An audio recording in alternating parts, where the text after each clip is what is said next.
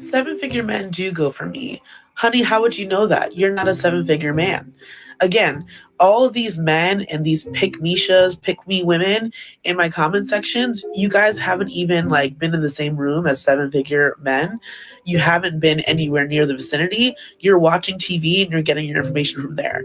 I'm telling you, in real life and reality, not delusion, reality, I date seven-figure men. I date six-figure men. That is a reality. What you guys are saying that seven-figure men don't go for women that look like me, you wouldn't know that because you don't date them. All right.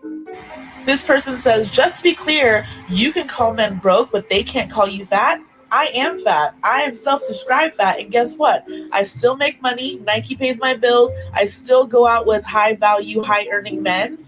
And my being fat has not stopped me from any of that. Period. In 2025, body positivity and fat acceptance has certainly made strides, with content creators such as Gabby Faye finding representation in brands, clothing lines, the fashion world, and garnering large social media influence. Fat conventions are popping up, and there is a societal push for fat acceptance as Americans become fatter and fatter. Take, for example, Virgie Tovar, who has dedicated her career to dismantling myths about fatness and fat bodies. She recently got married at 42 and took time to blog her experience as a fat woman, encouraging fat women everywhere that just because you're fat doesn't mean you're unlovable and that big girls can find love and marriage too. She has also made strides in her career as she was recently hired by San Francisco Health Department as a consultant to help with weight stigma. We see there is a cultural shift focused on making fatness, and specifically fatness among women, an acceptable norm, one that is celebrated and accepted as a part of the beauty standard. Now, let's go back to Gabby Faye. Plus size model, fat activist, singer, and influencer. She is a proud fat woman and spends much of her time fighting the good fight in regards to fat positivity. As a plus size model, she displays the beautiful side of fatness and shows by her life that a woman can be confident, beautiful, and fat. But along with fat activism is a continued effort to encourage women in their romantic lives. Encourage women everywhere that you should never settle for broke men. Let's hear her reasons why, and we'll break it down. Stop dating broke boys who have no ambition, who are not working hard, who are not going anywhere. I mean, and then my term broke boys, I call them the broke boys club on my TikTok because I'm not just talking about money. I'm talking about they're mentally broke, they're emotionally broke. Like their whole mindset, they're so stuck in their bitterness for women because of whatever woman hurt them in the past that it's keeping them mentally blocked from moving forward in their own goals and their own lives. So now, obviously, she got pushback from men who said, why are you judging men for being broke when you're fat? Put another way, why are you upholding traditional patriarchal standards for men while simultaneously pushing for modern and progressive standards for women? Because, yes, we know traditionally the rich men went for the best looking women they could get. And that was usually associated with women who were petite and small. These kinds of double standards always cause men to question. Now, I am personally for women being healthy and will always advocate for a balanced lifestyle, particularly for Black women, because so many Black women struggle with their health. Now, if a woman happens to be naturally heavier, or if a woman chooses to be plus size and is happy with her body, that's her choice and her right. But the strangest thing about these dating conversations when it comes to standards is that there is usually a willingness to modify the societal expectations for women, but there is rarely, if ever, a willingness to apply the same grace to men. And that's just hypocritical. And in the year 2025, the reality is the system is just not set up for all men to be millionaires or even make six figures. Some men's income will simply cap at five figures. In fact, most will. And to be honest, some men are happy taking jobs that make less than six figures. They may not need six figures to live a comfortable life, especially if they are more minimalist, have low bills, little to no debt, live within their means, and have made smart financial choices. They may not need a ton of capital to live well. So I really like to steer away from assuming that a man who makes less than six figures is broke or not worth it or is a failure as a man and has emotional problems or just hates his mama or is depressed or any of those things. That's just not always true. Some men are totally fine making five figures. Just like we would argue that some women are totally lovable and lovely and they are plus sized. So just because a man is not in the top 10% of earners, which by the way usually only applies once a man hits a certain age and is less attractive because of his age, that does not mean those men are bums or evil or not worthwhile. It also doesn't mean that they may not be great potential partners or husbands. Also, there are many men out there who have a plan. They may have six figures now, but have a plan to build to become six or even seven figures. But a woman who is not willing to invest in a man's dream or his vision, frankly, doesn't deserve to be around him when he starts bringing in real good money. So, this is the danger of these conversations. They put arbitrary rules up that do nothing to identify valuable or potential partners. If anything, they create room for judgment and hypocrisy. So, if disqualifying a woman because she is overweight might be perceived as shaming behavior, likewise, disqualifying a hardworking man who makes less than six figures is also shaming, and that is not fair. And also, overlooking the economic reality of what's going on today is also really dangerous. A black woman and black men are making anywhere between 44,000 to 50,000, right around that point. Black men making the higher end of that spectrum. So, in reality, many of the dating standards that are promoted online are crap and stupid and don't really translate into real life. Also, dating is not marriage. A lot of women can get dates, even dates with rich men, and they can brag about it and post about it online. But few can actually get married and get that ring for commitment. And sometimes it's the unrealistic dating standards ladies promote that might be holding them back from finding real lasting love.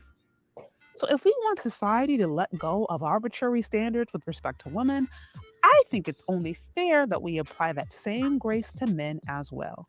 But what do you think? Do you agree or disagree? Let me know. Leave your questions, comments, concerns in the comment section below. Thank you so much for listening if you've gotten this far, and we'll talk later. Bye.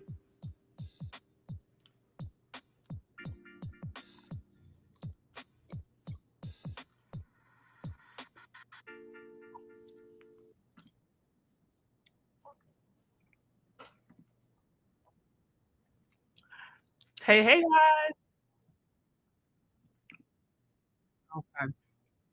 Hey, everybody. Hello, hello, hello. I hope all is well. As you guys are coming in, like, share, subscribe. I wanted to, we're going to go over a few things today. I'm going to try not to keep this live too long, but we'll see how that goes. I say that sometimes and then just things happen, but I'm going to try not to keep this live too long. But I wanted to just briefly review the video you guys just saw. For those of you guys who are coming in now, or the video I just reviewed, it was something I posted maybe a few months ago or so. It was she's a fat activist slash plus size model slash just a content creator, and she was basically talking about how she does not settle for men who make anything less than six figures, right? So reviewed that video. Check it out if you want. But again, it goes back to this idea that women really are not supposed to lower their standards. And women oftentimes are very encouraged not only not to lower their standards, but to increase or to elevate or improve their standards as they age, as they mature, as they go on their self-love journey, right? This is a consistent theme. So I wanted to review that as a way just to set some context for what we're going to go over today. Now, so after I posted that video, fast forward, and then I started coming across videos such as the one that I'm going to show you right now. We covered a little bit of this off yet a few days ago, but just for a quick recap, I'm going to show you the kinds of videos that I've noticed coming up in my feed these days. And they're asking, where are the men at? Right? Where are the men at? I know it's more female than men, but this to me just seems so weird. I had to make a trip last night. Overnight, it was like midnight, 4 hours, basically. Okay, number one, good advice. Do not, I repeat, rent a EV if you have a long road trip to take. And an EV is an electric car if you don't know. But anyway, 2 hours into my road trip, I have to pull over and charge this car, which takes an hour. All right. But here's the thing. There was like at least 4 other cars, at the charge station. One of them had a husband and wife, or men and women. I don't know what they were. But the rest was either women on with women and kids. But I promise you, I'm sitting here like, well, damn, where all these females going, and then keep it moving. I took, after an hour, started driving, got to my destination. And I was like, you know what? I don't want to have to get up and charge the car before I turn it in. I'm going to go ahead and go to the charge station. Lo and behold, it was like a Tahoe there. And this lady came out, went in the back to get like a water or something. She had some kids in the car, but it was just her. And the only thing keep hitting my mind is, where y'all fellas at? Okay, y'all may be in the bed getting ready to go to work, or y'all probably already at work. But why is it are we the ones that's out here getting the job done, making moves, going places? Like, it was just weird that every time I stopped, I just had a bunch of women that surrounded me. Now, that could be a good thing, and I'm looking at it as a good thing. But I was just like, where are all the men? Where y'all at? There's no reason there was so much female on the streets last night making trips or wherever they were going, and y'all nowhere to be found. Y'all better get up and get it going. I know it's more female than men, Okay. but this to me just... Okay. So this has been a consistent theme. I mean, I did a live about this a few days ago. I just posted a video, so y'all can go check it out. But again, I just wanted to set the stage a little bit for something that we're going to talk about. And, really, again, going around the popular discourse and popular ideas that are going around today about dating standards and essentially what women should expect when they are getting together with a man, when they are seeking a man, et cetera, what women are supposed to expect. The first video that y'all saw, or that I reviewed earlier on this live, again, was the fat activist who's, self-proclaimed fat Black woman who's basically saying that she doesn't settle for poor men, right? She wanted to describe why, and she wanted to describe why basically women shouldn't settle for poor men at all. They should be pursuing well-to-do rich men, right? And so we went over that video, and then now we're fast forwarding to videos and things that I've been noticing, which is women are now saying, well, where have the men gone? Where y'all at? What's going on? Where have y'all been? And what I want people to consider, what I want ladies to consider especially, is these kinds of conversations, the kinds of conversations where you have, for example, fat activists or self-proclaimed fat women saying that they're not going to settle, basically pushing for a modern liberal dating standards, while still requiring that men live up to traditional dating standards. Everything from we're single, we're independent, we want men to treat us equally, but then also there being the expectations that men still pay the bills. There's still being a desire for chivalry. There's still being a desire for men to, wine and dine women. Like this kind of confusion that's been going on in today's dating and mating market, hookup culture, casual sex, all of that. This has a lot of dudes, tapping out. And I've talked about this before, but there's another video that I saw. And I have to give a shout out to Mr. Z, because I thought this was like the icing on the cake. The icing on the cake of, if there's ever a question as to where the men are, where have they gone, or why there might be so much chaos within the dating and mating market, it's going to be videos like this video I'm about to show you right now, that really give you an indication as to why some dudes have just tapped out. So let me pull up this video right here. Again, I have to give a shout out to Mr. Z, because I saw this video on one of his lives that I was just kind of, that I was watching a few days ago, and I thought it was ridiculous. Now, for context, this content creator, she's called, Milka the Movement, or Micah the Movement, something. So some of her content, I think, she kind of has more of a comedic tinge to some of her content. So everything is to be taken with somewhat of a grain of salt. But I think there's a lot to unpack here. So I'm just going to play it. I'm going to play it just fully. And then I'm going to replay it and kind of break down some of the things that she said. Those of you guys who are here, like, share, subscribe on the way here. Also, show support. If you like this channel, you find me, hit me up on Cash App, obviously, Venmo. Show support to your favorite content creators, guys. Also, shameless plug. I do have my store up for anybody who actually wants to purchase. If you'd like to show some support through getting some merchandise or some items, things of that nature, I do have my store up, y'all. So like I said, support your favorite content creators. I have my book. Obviously, the other one I'm working on, It's Not Jermaine's Fault. I also have some shirts here. Begging white folks, it's not Black empowerment, because it's not. That was a tweet that I did a while back that went viral. It's Not Jermaine's Fault. That's the book that I'm working on right now. Have some sweaters. Black hair is good hair. So yeah, check out my store. You guys can also show support there by just, if you want to get some items, some hoodies or whatever. It is still cold, so it's not a bad idea. Okay, so let's go back to the video that I want to basically go over today, where you have this content creator who's basically saying, y'all need to lower your standards. Black men need to lower their standards. Y'all need to you basically need to get to the point where you recognize that only thing you're going to be having is angry, lazy women. Oh no, angry, lazy, expensive women, particularly. Okay, let's see what she has to say. I'm just going to play it fully before I weigh in. Listen, some of y'all men are going to have to settle. Okay, I hate to be the bearer of bad news, but everybody cannot have a perfect man. There's not enough perfect women to go around. And even if there is, they don't want you.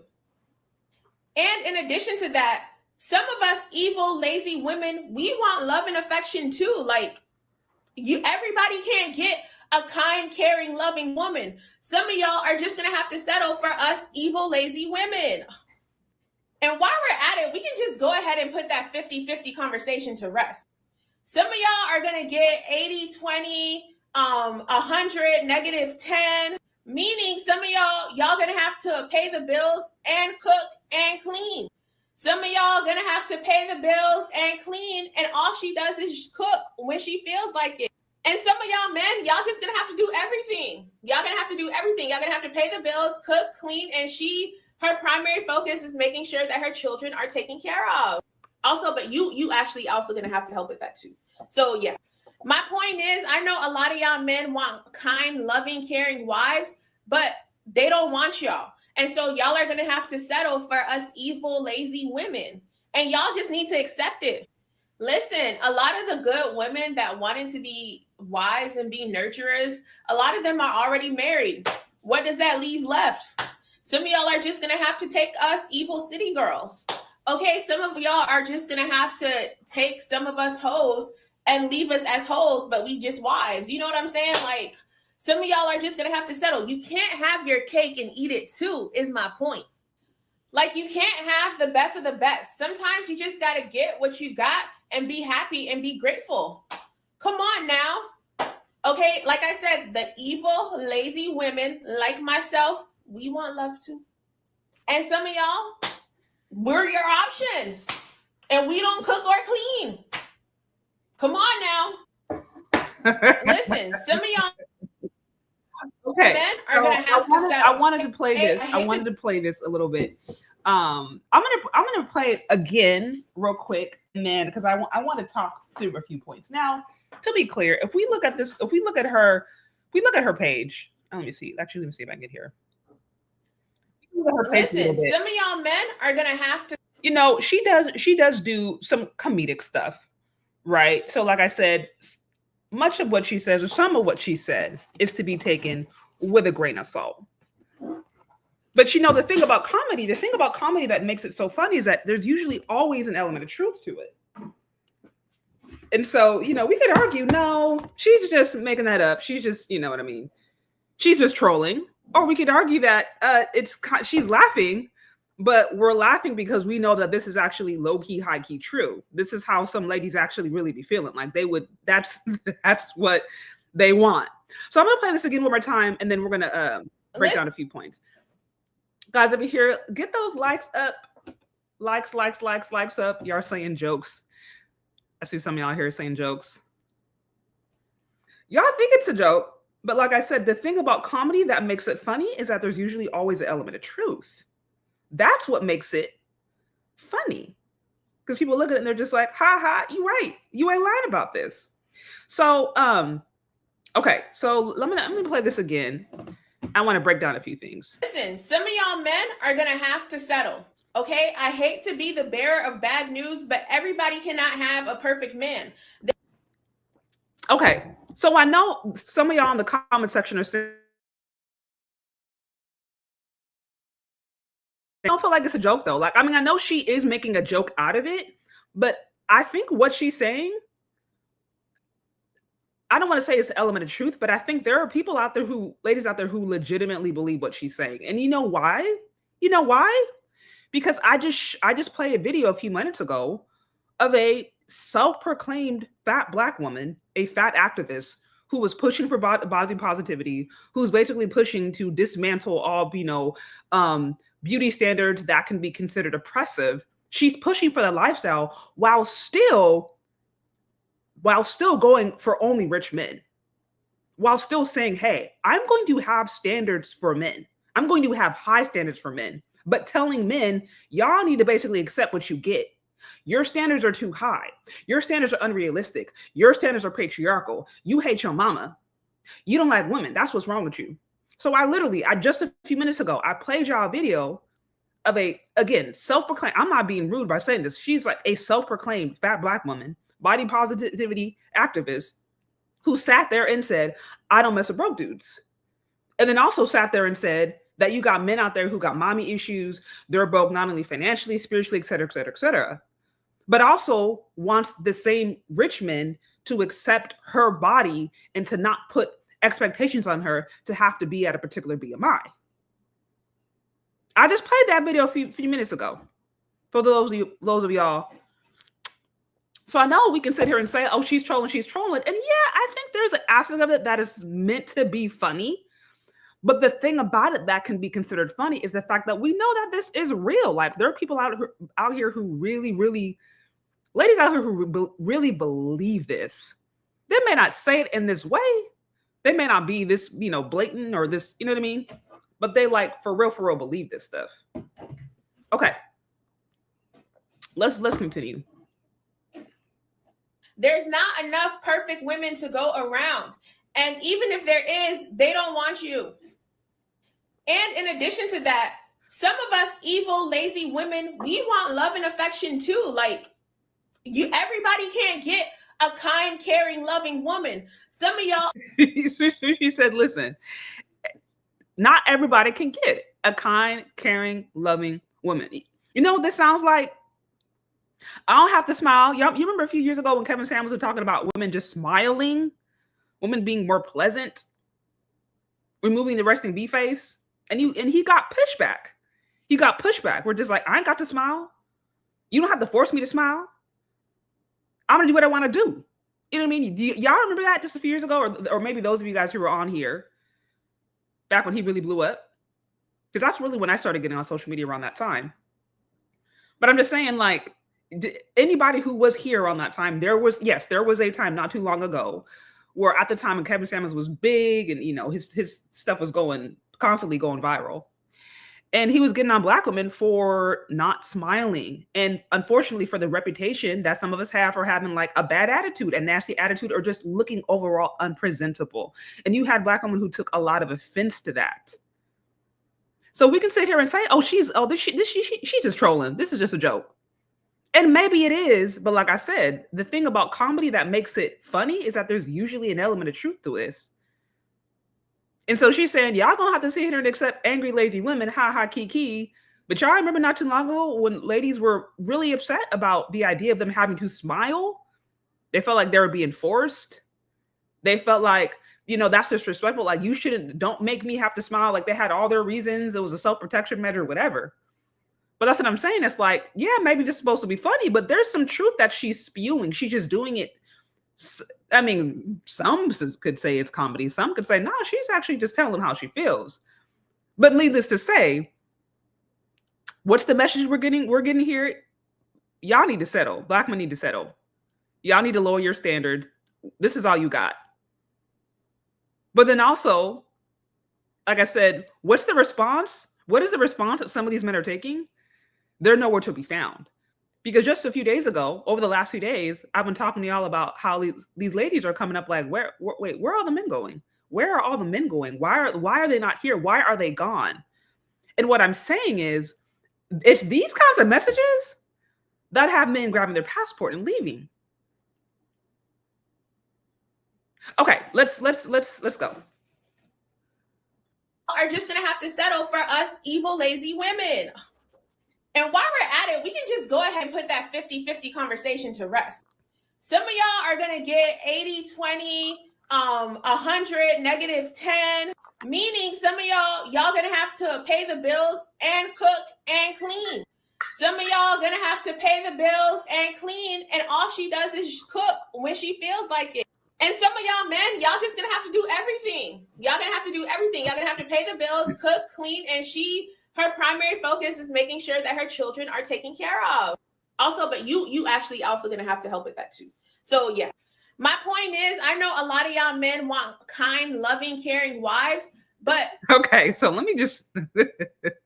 So y'all hear she said, "Well, wait, no, you gonna have to cook, you gonna have to clean, you also have to pay the bills, okay." And you also just have to accept the fact that I'm not going to be grateful for any of it. I'm not grateful for any about it. Yeah, I see the comment. She got to be trolling. That's what I'm saying. If you look at her content, yeah, she does like some of the stuff she does is like more comedy, et cetera, right? That's some of the stuff that she does. But the thing that makes comedy so funny or so entertaining is the fact that there's an element of truth to it. That there's an element of truth to comedy. And so, like I said, we're breaking down the talking points. And while we might argue that she's trolling, there has been, at the very least, some real life / anecdotal examples of everything that she's saying being proved out, shown out.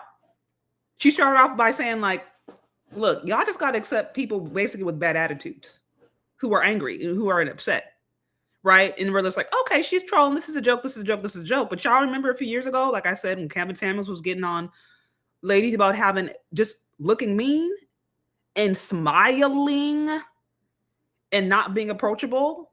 And you had many women who took offense to that.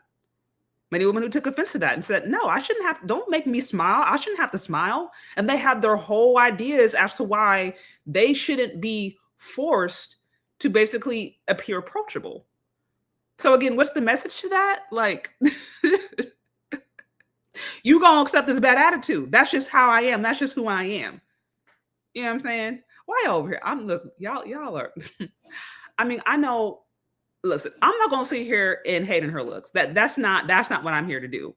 I understand anytime a woman though goes out here and starts clowning on men, then at that point it's fair game. But I'm not going to sit here and compare to nobody. I'm just going to stay focused on the topic. Let me just say that. Anyways, okay, let me see how many people are here and let's see how many likes I got. Let me see if y'all treat me right. Because if y'all ain't treating me right, then you're going to have some problems, folks. Let me see. Let's see. Okay. Sorry. Oh, wait, where did my thing go? Okay, yeah. Anyways, y'all, get those likes up. Get those likes up, fam bam. Get those likes up. Okay. Anyway, so like I was saying before, what makes comedy funny and what makes comedy, like relatable is the fact that there's an element of truth to this. And so she started out talking about how, listen, we got some bad attitudes. Y'all got to get over it. That's what we got. Then she went on to say, listen, you're going to have to pay the bills, all the bills. We're not bringing any money to the table, but you're also going to have to cook and clean because we ain't doing that neither. And y'all remember Cardi B? I don't cook, I don't clean, but I still got a ring, or whatever that lyric is. So y'all remember that? She was promoting that in that one song. I can't think of it. She's promoting it, but then her husband or ex-husband, I don't even know if they're together anymore. But he was trolling her because she had that whole song where she was bragging about being a modern woman and basically not bringing anything to the table in her marriage and not cooking for her husband or cleaning or doing nothing. But then her husband basically like put her on blast and showed a picture of her cooking and cleaning. You know what I mean? So it was kind of like a joke, haha, Kiki. But what I'm saying is like, nah, like this is why I'm like, she's kind of low key trolling, but I feel like high key, there's people out here who actually want this. They're like, no, we want you to do all of these things for us. And then I have maybe one more video I'm gonna show you that I think reinforces that. We'll see if we get this far. Okay, so let's continue. They don't want y'all. And so y'all are gonna have to settle for us evil, lazy women. And y'all just need to accept it. Listen, a lot of the good women that wanted to be wives. Yeah, well, I never got into Cardi B.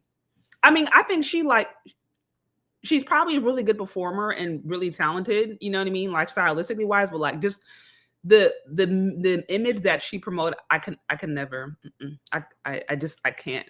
Like that's the kind of stuff that drives me insane, literally.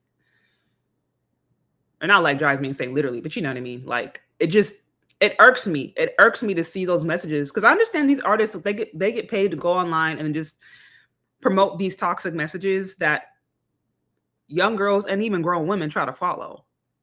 But I'm not somebody who can just sit there and consume music, consume lyrics that are like degenerate on every level. So like, yeah, she had a lot of catchy music and stuff, but I could never really get into it because of the stuff that she said and the images and the messages that she was promoting. It just went against my value system. So I'm like, but it was probably that. I believe you, it was probably that. Okay, I'm sorry. I just saw that comment. And be nurturers, a lot of them are already married. What does that leave left? Some of y'all are just gonna have to take us evil city girls.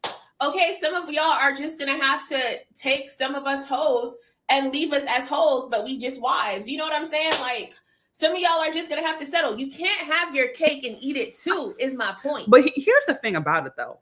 So this is the message that's is going out to men. This is what we're telling men. And listen. She's saying this now and it's low-key a troll, but I would argue that this message has been going out for some time.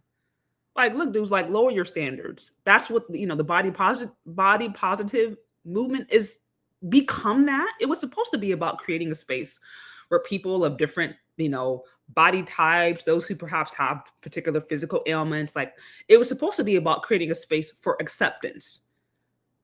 But really what it started to become to, especially in the dating and mating market, was saying, listen, like, don't put any of these patriarchal, quote unquote, patriarchal standards on us with respect to our body. Men need to accept us in whatever size that we come. They need to accept us and look at our, our personality and not judge us by our looks. But at the same time, there was never a willingness to change any of the financial or monetary expectations. Like we said before, there's all this liberal and all these progression standards that ladies are usually able to have and express and experience within dating and mating, but men pretty much have to be the same. You still have to be the traditional provider male. And so like this, what she's saying, it's a joke, but this message has been going on for quite some time. This is why, let me bring this up again. This is why now you're having more and more women come out and be like, wait, where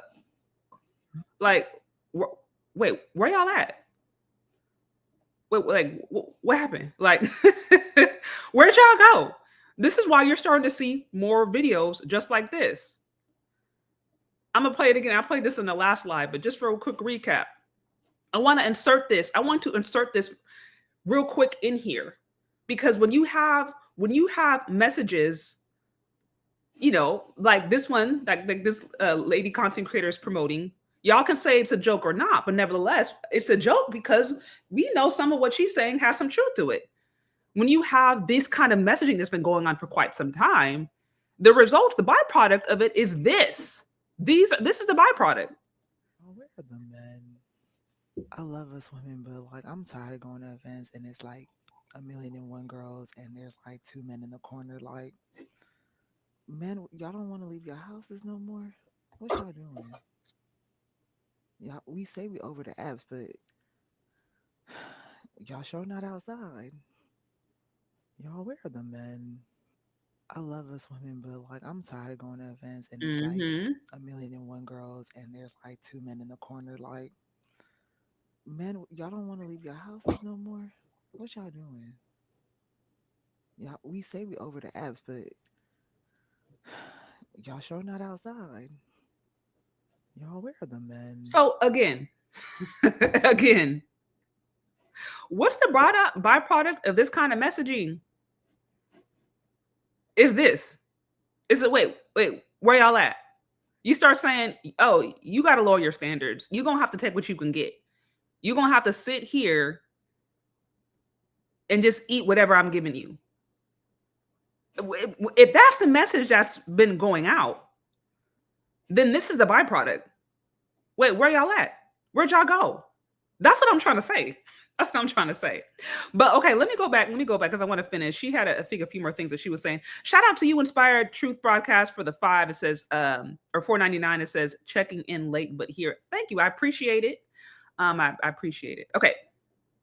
Let me pull up because she was almost done.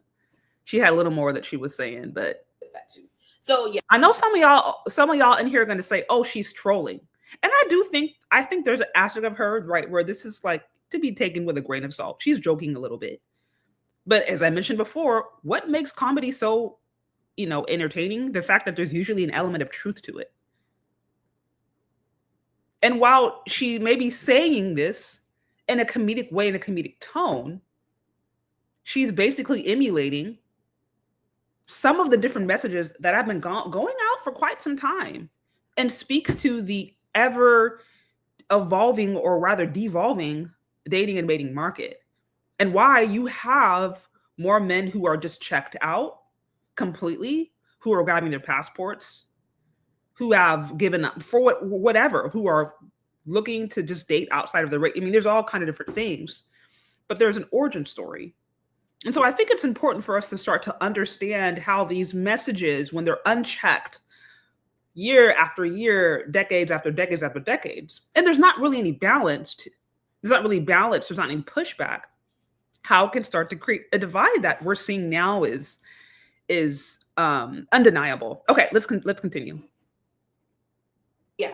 My point is, I know a lot of y'all men want kind, loving, caring wives, but they don't want y'all. And so y'all are going to have to settle for us evil, lazy women. And y'all just need to accept it. Listen, a lot of the good women that wanted to be wives and be nurturers, a lot of them are already married. What does that leave left? Some of y'all are just going to have to take us evil city girls. Okay, some of y'all are just... Okay, I see a comment in here. That's true. You said also because they 5'9", they are overlooking Black men who literally walk past them. No, you are 1,001% right. You are 1,001% right. I've covered this off before, and I have different theories as to why. But I do fundamentally believe, I think young women in general don't necessarily know how to pick very well, to be honest. I don't think they know how to pick well. This is why for thousands of years, if you look at traditional cultures, you had parents who were deeply involved in picking the partner of a daughter, whether through arranged marriage or whatever, but usually like it was community effort. And I think there's a reason for that. So I think by and large, women are not necessarily the best at picking partners or potential husbands when they're young, because they may be looking at things from a very, very immature lens. But then when you add to that a broken family system that happens, particularly in Black America, where fathers are not there, there's not a lot of trust in men or male leadership at all. If anything, there's oftentimes distrust or against male leadership. So you remove that protection, you remove that dynamic. Then a lot of girls now are getting their idea of masculinity generally from what they can see online. They don't have daddies in their life, or if they do, they don't have a good relationship with them, or, it's complicated. They may have moms who just don't like their dad at all, or consistently goes out of her way to undermine him, or she attracts toxic dudes. And so, a lot, like I said, if you think of just the Black American community in particular, there isn't a healthy system set up for women to even know what to pick. There aren't really like systems in place where when they're of like dating and marrying age, they have like the elders of the community, which would generally be like their fathers or their uncles or just healthy people in their family who they trust, who would kind of help guiding them in that process. No, these people are literally going online, getting their own ideas of what masculinity is, looking at love and hip hop, you know, going on IG, looking at sometimes the celebrities, what these celebrities are doing, what Burna Boy and Chloe Bailey, how they're dating, whatever, and they're piecing together their idea of what a real masculine man is. Meanwhile, the dude who's maybe he's not 6 foot, he's 5'9", right? But he's studying to be a doctor, or he's just pursuing a trade, right? Because like there are trade skills out there that can be very lucrative and that can be very stable, and plus without all the college debt, whatever. But those guys who are like pursuing a really good solid career, they have a vision for their life, they have a vision about what they want to do, they're actually very stable, like they're not going to be doing all the glitz and glam associated with being all the drama associated with being in the streets or an athlete or pursuing an art, you know, rap career, whatever. Like those guys really just, they're just not as interesting for the young toxic. And again, I add toxic, that needs to be reiterated. They're not as interesting. They're just simply not as interesting to those ladies. And for those of you guys, I have to show this. I have to show this video to you guys real quick because I know I'm going a little bit on a tangent, but I think it's really important. Let me see. Because yeah, let me share this. I'm going to share this with you. Because I know some people are going to sit here and push back and say, no, this isn't true. Or some people are going to make excuses. But I literally, this was a while back where I interviewed she is a white grandmother. She has like, I think 7 grandkids, 4 children. Like she's like classic. Y'all talking about Mrs. Cartwright? We want to sit here and talk about Mrs. Cartwright. I interviewed the Mrs. Cartwright. And she sat here and told me exactly what I'm telling you. That when she was young, she was in her little young phase. She was not into good dudes. She wasn't into it. She thought they were boring. And this is a white housewife. Let me see here. I'm gonna play it for y'all. I was dating someone after my first marriage, and this guy's brilliant, had PhD in psychology. Oh my gosh, he did things like didn't watch television. He was a true intellect. She said he was a true intellect. He was brilliant. Did things like didn't watch television. So she's laying it out. He waited on me hand and foot. Waited on her hand and foot. Believed he wanted. He asked my dad if he could marry me, and my dad said, "Well, ask her." And the answer was no. You are an awesome human being, but let's be honest. I want to say this to the women. Sometimes we just don't want someone who treats us good all the time because we're not used to it. She said sometimes we just don't want men who treat us good all the time. She said sometimes we just don't want men who treat us good all the time. She's saying this out of her own mouth. This is a white woman. So what I'm saying is, I'm kind of going a little bit on a tangent, but I saw that comment. They're just like, okay, y'all saying where the men at? Well, y'all are walking right past the men who actually might be interested in you. They're not tall enough. They're not dressed the way that you like. They're maybe not as exciting. Y'all say that they talk white. Y'all say that they look like they would dress, that they would date a white woman. You've already friend zoned them. So the men who are actually in your life, who may actually be viable partners, you walk past them. You walk right past them. And so I wanted to say, I agree, because my theory is that I think young women who can be toxic and broken may find themselves involved or attracted to toxic men. And then I wanted to say, hey, I literally interviewed, we're talking to Mrs. Cartwright. And she's sitting here telling you, yeah, when I was younger, I had this man who did everything for me. He was brilliant. He was stable. He had a good job. And I just was bored because I wanted somebody who didn't treat me right. Let's continue. Then I'll get back on. And, okay. That happens in a lot of dysfunctional families when there's especially domestic abuse. You come in and you don't even know. You're looking it's like in a alcoholic codependent, and you just like together, and you're bonded. You just like relate, feel comfortable. That's not necessarily love either. It's familiarity. Yeah. What is comfortable.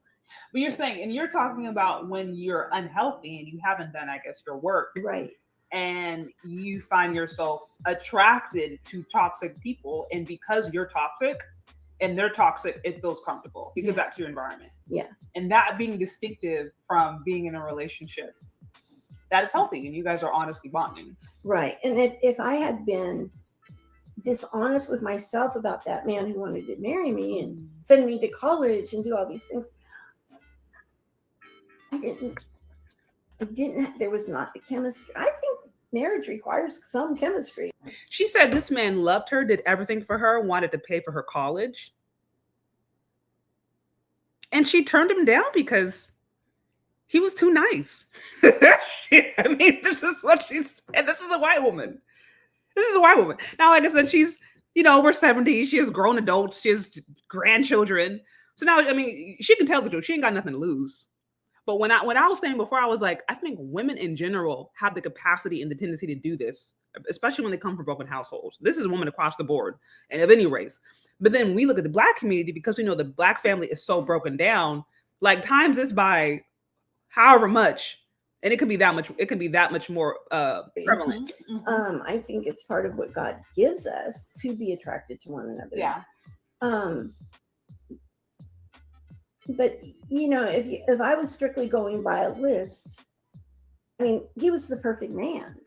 But it sounds like he was just too good. I think he just was too nice. I think you want me to beat you up and bring you flowers. And I thought about that. I said, what you He told you that? Yeah, he did. Yeah. He told you, yeah. So he just was too nice. At that time, you weren't ready for the. I was too dysfunctional. I couldn't figure out what to do with him. Yeah, like that's nice too weird. Really, they say nice guys really do finish last, and sometimes that's true, unfortunately. Especially if you find a really dysfunctional human being. Yeah, fair. Yeah, you're not. That's really sick. I was so sick. Oh my God. Okay. So I just wanted to play that again real quick. Going back to the point that I saw in the comment section that I wanted to respond to, because I'm like, yeah, you're really right. They're going back to where are all the men? Some of y'all are just walking past them. They just don't come in the package that you like. Okay, so I know that was a bit of a tangent. Okay, thank you so much, Faceless Man with the 10. It says, what this really is where are all the Black men that I'm attracted to, and why aren't successful Black men approaching or pursuing me? They'll never learn. Okay, this right here, this part right here, this goes back to my point. You are absolutely right. It's not that the men aren't necessarily there. That's a good point. That is a good point. Now, there are men who've tapped out, as I mentioned before. Some of them tapped out. Some of them are like, we're choosing peace. Some of them are like, I'm chilling, I'm working, I'm going to the gym, and I'm on my PlayStation. There are some who are grabbing their passports. There are some who are literally dating out. So you have a little bit of that. What's going on, Malarkey? Hey, good to see you. Good to see you, Malarkey. But yeah, so you have that. But then there's also that genuine reality that, yeah, there are men who are actually right there. They're just not in the package you want. They may be 5'9". Listen, one of my closest, one of my best friends, right? Or somebody, I mean, close friends of me and my husband. Black man who's 5'4", married to a white woman. Who I love dearly. She's like, I love her to death. She's an amazing woman. Black man married to a white woman. And you know what he told me? He said, now he grew up in the hood. He grew up in a pretty much an all Black area. And he would talk about how, he said, women will come to him all the time and be like, you so cute, but you too short. They would tell him this, you too short, and you're so cute, but you're too short. And he said it really bothered him. He kind of had a complex for some time, but he moved. He's since gotten past, moved on. Now he's married, has multiple kids, running a very, very successful business, by the way, a very successful business with a white woman on his arm. with a white woman on his arm, but he's 5'4". His wife is taller than him. She's probably like 5'6", 5'7". But she was willing to work. She was willing to work with him.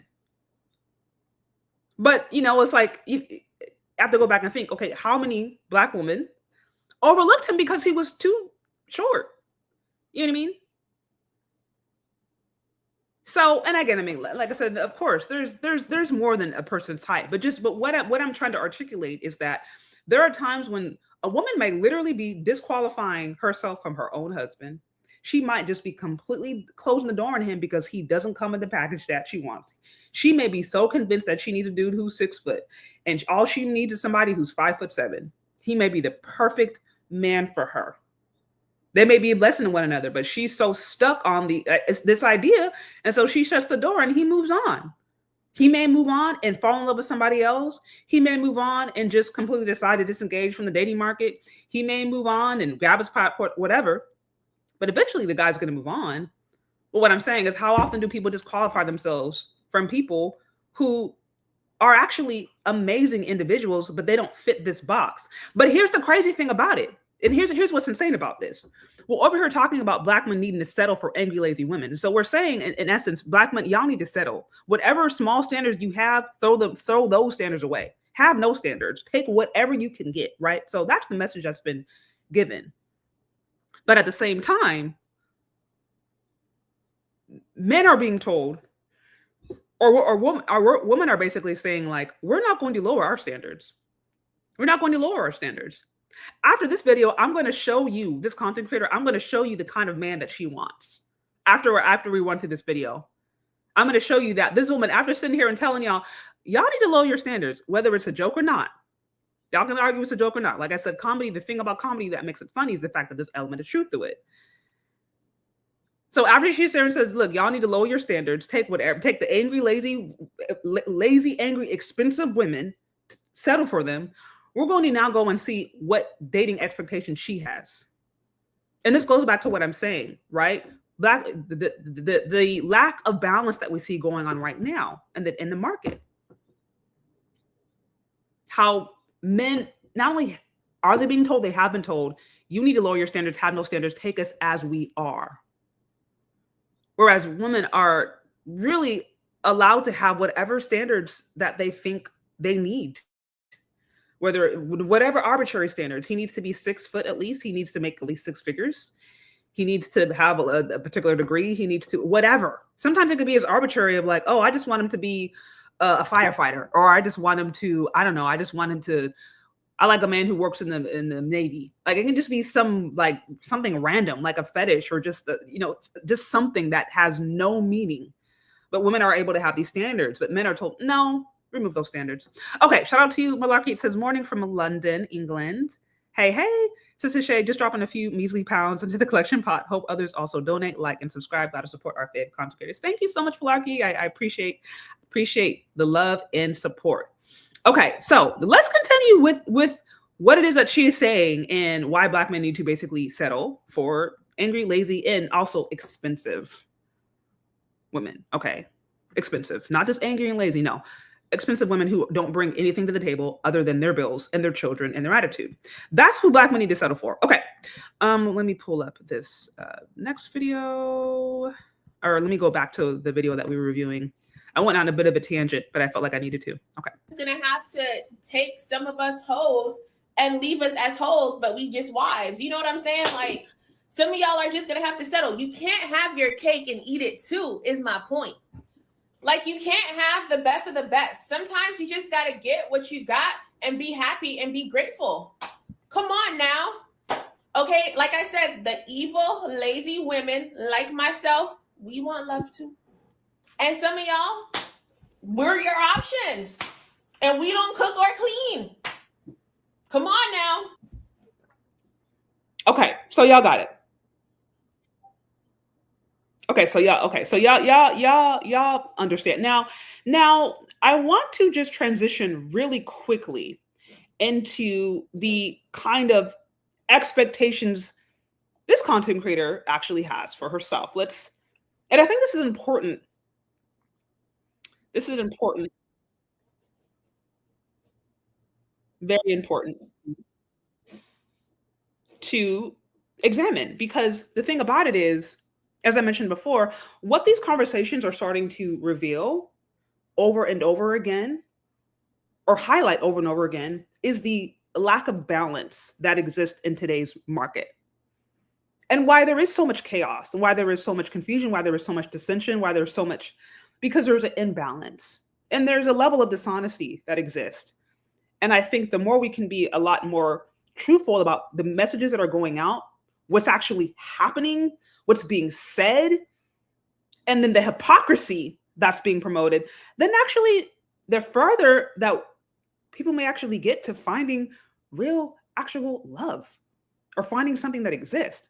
Like I said before, I believe you have a lot of women out there, they're asking where the men are at, but it's not that the men aren't there. The men could be right under their nose. They're just walking past them because the guy's 5'6". You're a 5'3" woman, but you mad that the dude you're talking to is 5'6". You want somebody who's 6 foot. But meanwhile, you're 5'3". But he has to be 6 foot. But that 5'6" man that's right under your nose, he might be an amazing man. He could be a hard worker. He could be, easy to get along with, a good listener, have a good heart, God-fearing. He could be all these things, but he's 5'6". So you're just going to look past him and you're going to friend zone him. I'm just putting out examples, but what I'm saying is, like, there's these issues that actually really don't need to exist. They're just there because there are like unrealistic dating standards. And there's a level, I think, of whether we want to call it hypocrisy, we want to call it delusion, we want to call it just arrogancy, whatever term you want to use. But there's these ideas that are just floating around here that are just making it difficult and actually unrealistic for anybody to get anywhere. Okay, so I wanted to show you now. I wanted to go over now. We're going to go over her standards. We just reviewed her video and she told you basically, Black men, why you need to lower your standards. Now, again, we can argue that this is a joke. Sort of. We can argue that it's a joke. Oh, actually, you know what? Before I do that, because I did quickly want to review the comments in that one. Sorry, guys. Let me go back real quick. Let me go review the comments because I wanted to see, okay, well, what are people saying? Are people in there saying, no, this is a joke? Okay, no, this is hella disrespectful. Like, what are people saying? Or are people in there actually agreeing? So real quick, we already went over this video. She's basically saying, y'all need to lower your standards. Okay, accept angry, lazy, expensive women. So let's look at the comments real quick. It says, as an evil, lazy woman, please leave us alone. So she's just laughing. Here it says, ain't that the truth? Let the church say amen. This one says amen. This one says a woman. Okay. This one says evil and lazy here. And don't forget expensive right here. Exactly. It says flipped it and reversed it. This definitely needs to go viral. Okay. It says, yeah, they can't pull a trad wife, but as us hag wives need love too. Okay. So I see a lot of being a baby mama is so. Oops. Okay. Listen, some of y'all men are gonna.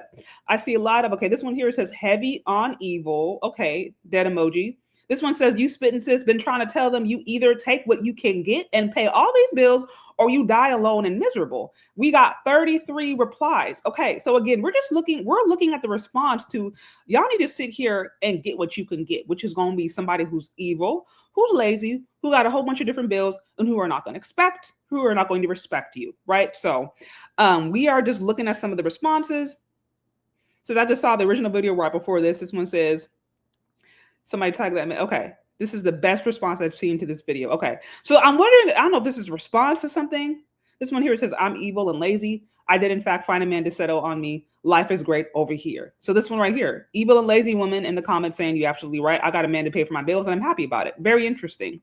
Shout out to you with the 5. It says exactly who is this content for? If it's for men, we've already stopped dating. So that problem has been solved. If it's for women, they will never change. Thank you for the 5. I don't know. Are you referring to her content? I'm not exactly sure. Yeah. So we're looking again at some of the responses. This needs to go viral. It says my son asked me one day, do something for him. Okay. So basically, you have people in the comment section laughing, haha, kiki. And, they're taking it as a joke or they're just saying that I agree. as I mentioned before, what makes comedy funny? What makes comedy relatable? The fact that there's an element of truth to it. And the message has been going out there for quite some time that men need to pretty much get what they can get. They need to take women exactly as they are and really not have any standards. And having standards can be considered actually misogynistic, whereas women are allowed to continuously evolve their standards for themselves. They're allowed to be modern. They're allowed to, work, make their own money, keep their own money. They're allowed to be whatever size they want. And men need to accept that. But at the same time, these same women who are pushing for men to accept whatever are going still for the top tier man. This is why you have, again, self-proclaimed fat activists, content creators, plus size women saying that they're only going to date a man who's rich. So it's, modern standards for me, but not for thee. I get to be modern, but man, you still need to be traditional. Right. Okay. So let's go back to, so I wanted again to replay this real quickly. It says your content and the evil woman's content. Well, I can't speak for her. I speak for those who this resonates with. I talk a lot about Black issues, obviously relationships, marriage, all things related to that, because that's who I am and that's my community. So yeah, for those who resonate with, that is who I talk to. Okay, so thank you so much also for the two. I really appreciate it. So now let's go back to the response now to the not to her response, but let's go to the standards that she now actually has for herself. I don't know, why is it doing that? Okay. So we went over that men need to basically lower their standards. Now we're going to be looking at the standards she herself has when it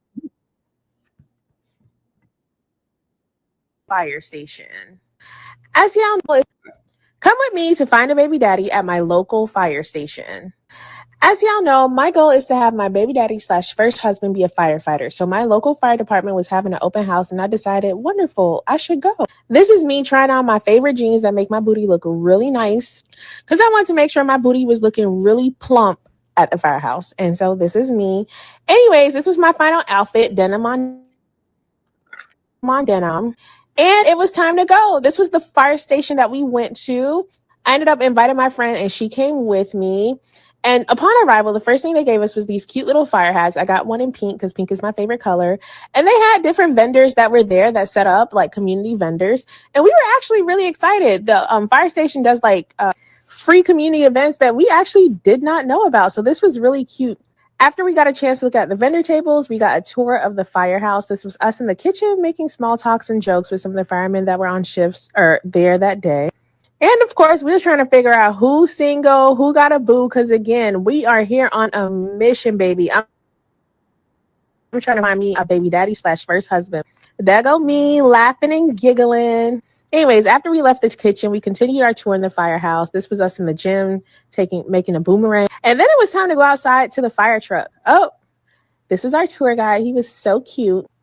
And now it's time to go outside in the fire truck. Now, this was me sitting in the truck. It was not comfortable, as you can see, and I am struggling.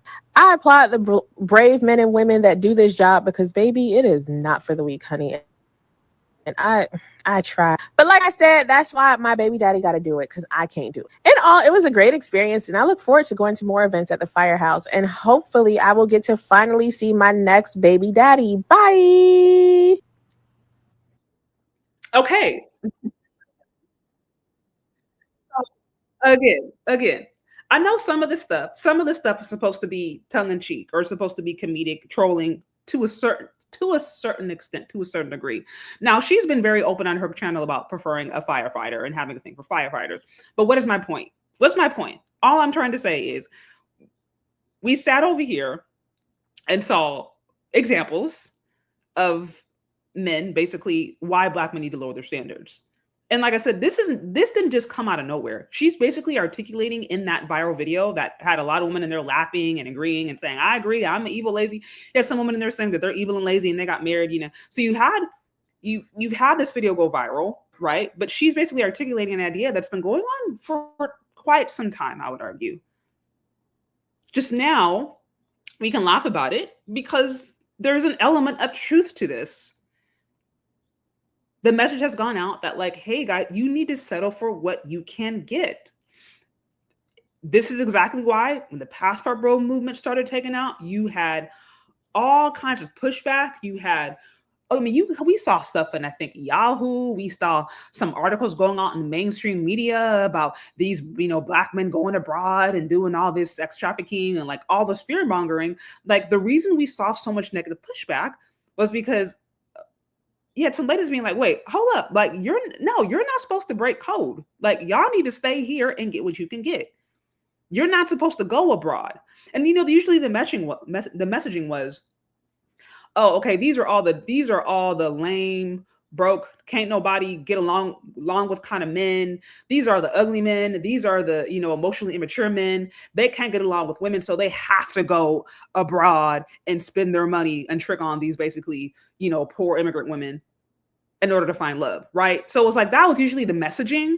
But nevertheless, the reason the passport bros they got so much traction and got so much negative feedback initially when people figured out what was going on was partially because it was like a response to this idea of like, hey, men, you're telling men that they need to sit here and settle for what they can get, but actually we live in a world now where there are options upon options. That's another reason why Kevin Samuels, he got a lot of popularity too. He started saying, actually, no, men do have options. Black men do have options. Like that was a big reason he got so popular, because he grew up in an era, and he had a lot of men who grew up in an era where they kind of heard you have to settle for what you can get. You go into churches and they say, hey man, you want to build your community, basically, try to setting them up with baby mamas, setting them up with single mothers.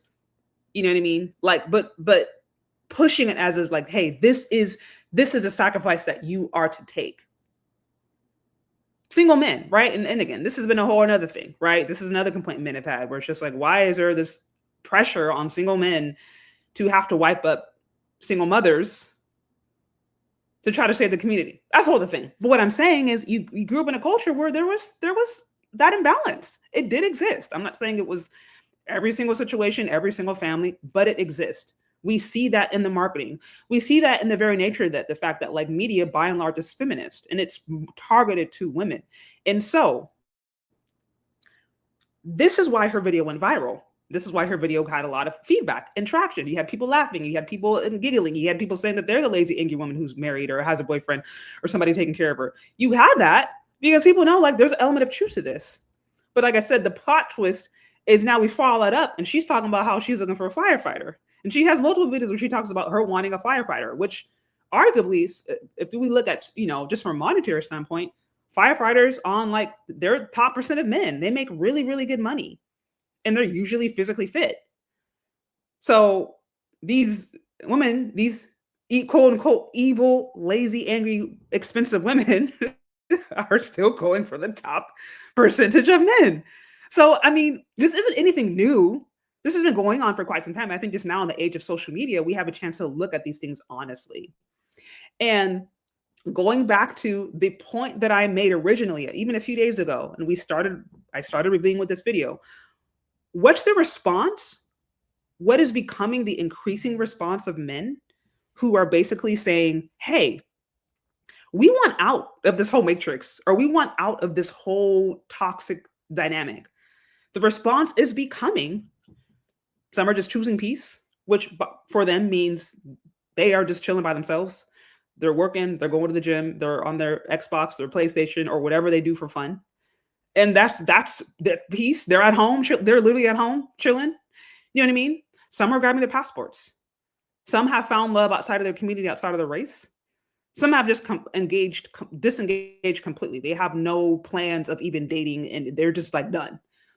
But now, when we have this complicated, very complicated, convoluted kind of dynamic going on, where men have been told for pretty long time, hey, lower your standards, guys. Accept what you can get. Body positively. Take me as I am. I don't need to smile. I can be angry. I can be lazy. I can be all these things. I do not need to smile. Right? But at the same time, I'm going for the top tier men. I'm only going for the firefighters. I'm only going for this. I'm only going for that. I'm only going for... after a while, the response for men is literally going to be that they check out. I love us women, but like I'm tired of going to events and it's like 1,000,001 girls and there's like two men in the corner. Like, This is the response. men, y'all don't Men want to start to leave your tap out. houses no more. What y'all doing? Y'all, we say we over the apps, but y'all sure not outside. Y'all wear them, men. I love us women, but like I'm tired of going to events and it's like 1,000,001 girls and there's like two men in the corner. Like, men, y'all don't want to leave your houses no more. What y'all doing? Y'all, we say we over the apps, but y'all sure not outside. So this is the response. And I understand sometimes it can be really easy. It can be really easy to disregard some of these complaints as just or some of the complaints that we see coming from men as, okay, these are just crazy, misogynistic, they hate their mama is black, but they hate their mama, who hurt you. Like, it can be really easy to just paint that picture. But when you start to see more and more examples of this, when you start to see more and more women coming out and being like, why am I not being approached anymore? When you start to see younger women who are coming of age being like, well, why am I not getting any interaction? Is it me? And they're questioning these things. Like, at some point we have to stop and ask, okay, are they telling the truth? Is there an element of truth to this? Have I been overlooking things? Like, it can't literally just be that all of these 100% of these men are just crazy, just hate their mama, they hate black women, they hate themselves, or they're secretly gay, or they are, illiterate, or they don't know how to talk, or they don't have swag. Like, it can't just be that all these men are just so horrible. It can't be that. I'm sure there are dudes out there who got issues. That's not hard to find. But we can't just completely brush all the stuff off as if it doesn't exist, because that's by and large has been the response. Just like, oh, okay, y'all are just tripping. You just hate your mama. Okay, whatever. You're disrespectful with this and that. So you dismiss it. But then what you start to see is more and more of this. Well, where y'all at? Where y'all at? Y'all can't say hi. Y'all remember that video? For those of you guys who've been following me, I posted a video, I think it was like a month ago. It was a black woman and she was complaining that black men weren't saying hi to her. And she was acting like it wasn't a big deal. So in one instant, she's like, oh, it's not a big deal. But then she's like, why y'all can't say hi? So it's like, this is like, I'm trying to articulate like that there's a reaction to this stuff. And when you're saying, well, where are the men? Why aren't they approaching me? Why they're not talking? Like, there's a reason for it. And the reason can't just be because they hate their mama. It can't just be because they're socially awkward. It can't just be because they're just intimidated by me. It can't just be that. We have to move beyond that. Particularly if you got more and more ladies out here who are just like, they can't find nothing. I did that other video, I think like a week or two ago. This is a 24-year-old. She's like, I ain't never had a boyfriend. I ain't never had. Girls out here like, what's going on? Completely clueless. But then it's like, are you actually really willing to just listen? You don't even have to agree. You don't even have to agree to everything. You don't have to agree with everything that's been said. You don't have to agree with all the different complaints. But are you willing to at least listen and consider? Because unwillingness to do that, it only creates a further and further divide. And like, I understand some of y'all here, you're just like tapped out. Shout out to you with the 5. It says, Pastor Bros, did you forget MGTOW, MWA, SYSBM? Also, almost most men are not afraid to be alone. Yeah, I've talked to I did a live a while back with some on SYSBM. I want to say it was Edward Anderson. There was a few of the content creators in the manosphere where they kind of brought me up to speed with SYSBM. I don't pretend to be an expert on all of the movements. I am not an expert by any. I'm not expert at all when it comes to all of that there. But yeah, I'm familiar that there have been multiple and there are multiple movements. Basically, men in their own way, men going their own way, or basically men responding to this. And all I'm trying to articulate is like, hey, like in response to these larger questions, ladies are saying, where are their men? Where are they? Like at some point, there has to be a willingness to look in the mirror.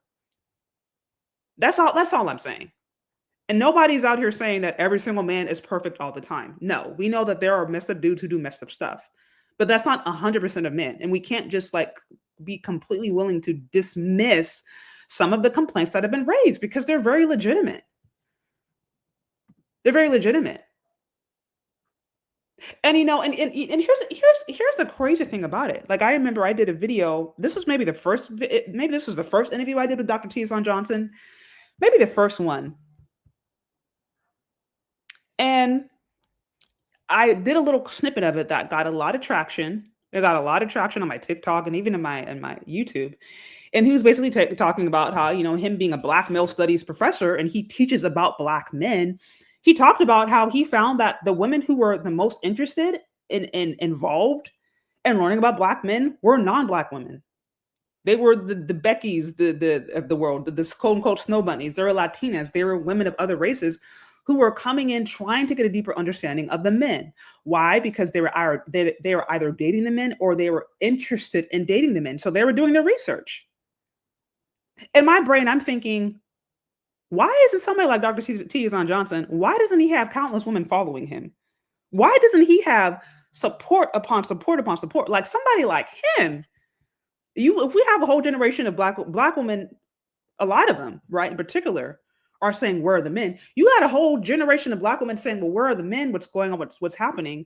Y'all should be following somebody like Dr. Tizon Johnson who studies Black male. That's what he does. Like, if you're really interested, if you really want to know, that's the kind of person that you study and support. But the fact that people like him, in my opinion, don't get really traction like that, they don't want to listen to what he has to say. And they don't want to listen to not only what he's saying, but the research and the data to back it up. Shows me where it's just like, there's an unwillingness there. There's unwillingness. And as long as there's an unwillingness, these dudes they're going to continue to do what they have been doing. They're going to continue to do that. But let me see if I can find that video real quick, because like I said, it was real quick.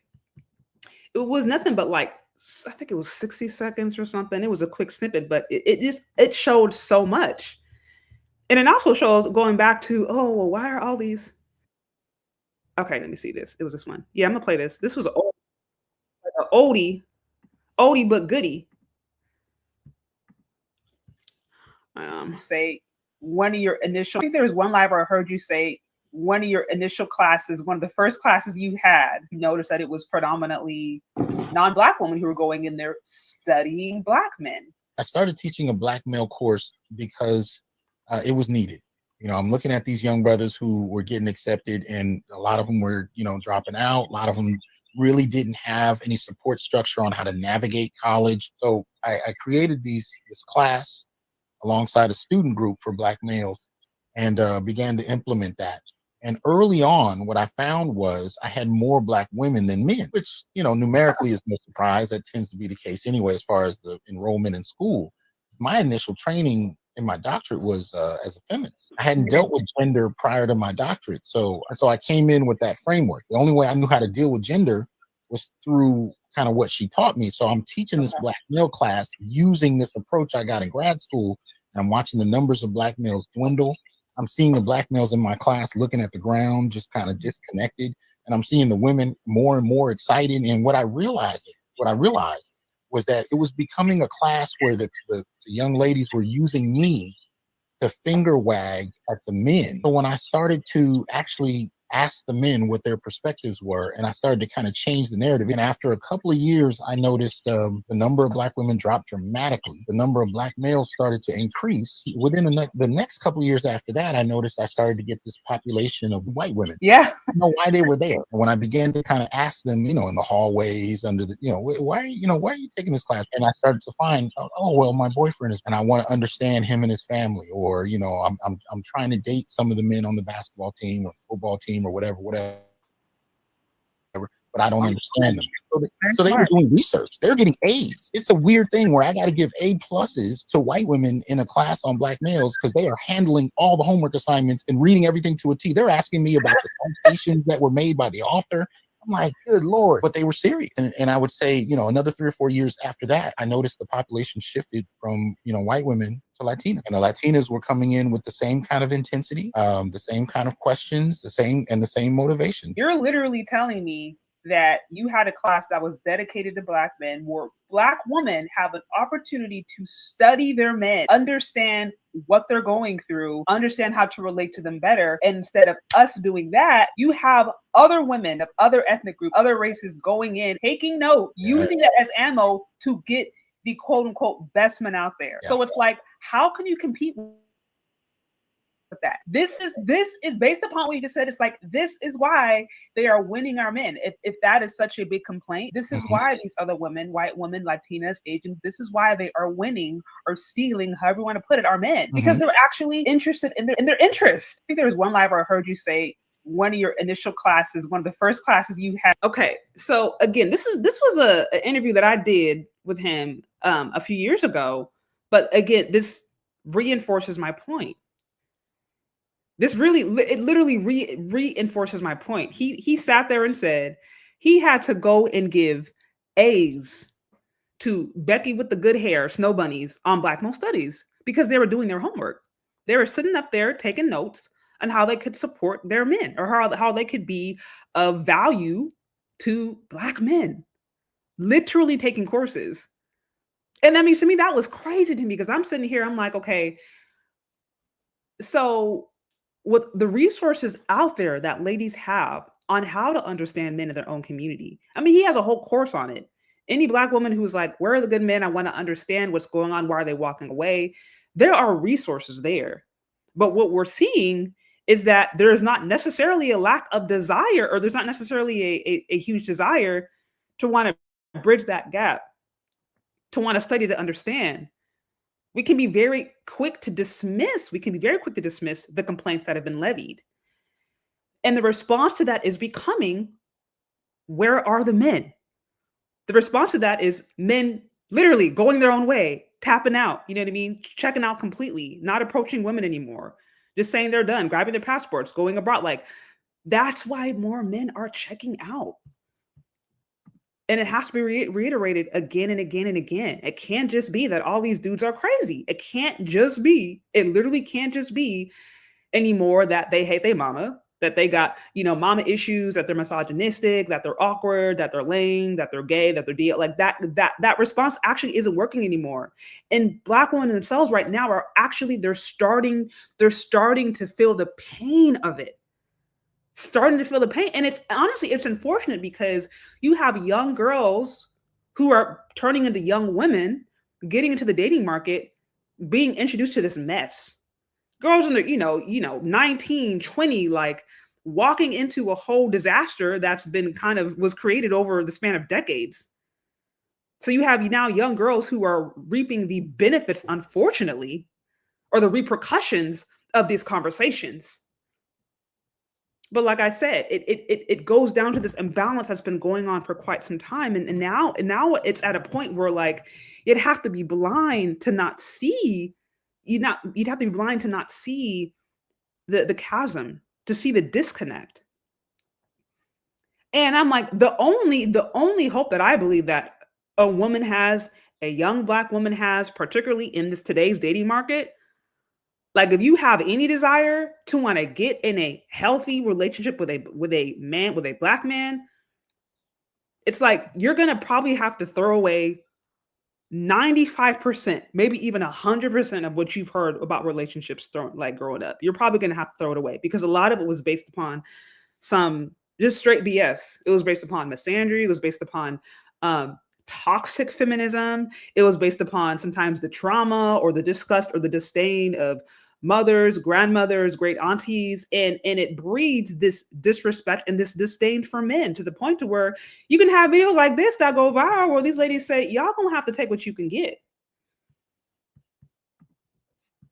Y'all gonna have to take what you can get. You have women now. This girl, I mean, she might be mentally unwell, but you have women coming up here online feeling comfortable saying stuff like this. Let me show you. This is, again, shout out to Mr. Z for this one too, because he got the clips, man. I was, like I said, I was on his live 2 days ago. I was like, man, he gave me some content.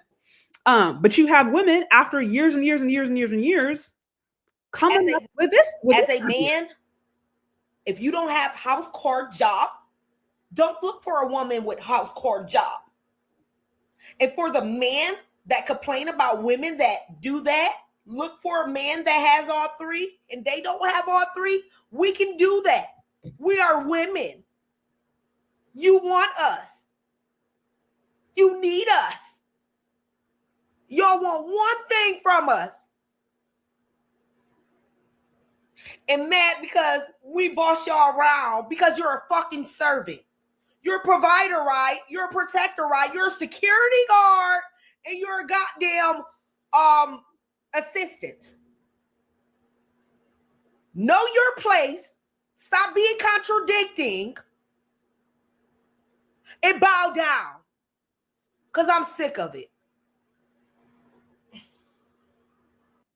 As a man. Okay, so right here, generations upon generations upon generations of misandry bred into that young woman's mind. Because what she said there was completely insane. That was literal insanity. I don't know if I don't know her mental state. I mean, I'm it's safe for me to believe that there are some mental challenges there, but nonetheless, I'm like, the fact that this girl, she felt comfortable coming online and articulating what is the most toxic elements of feminism. So this is an extreme example of some of the stuff that's been said. Bow down and sit here and basically take what we can give you because y'all need us. Y'all need us.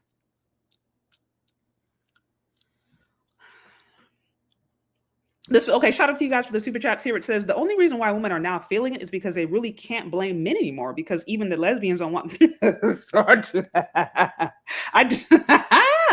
Man, I did a video on that maybe it was a few years ago where it was a lesbian who was complaining about women's unrealistic dating standards.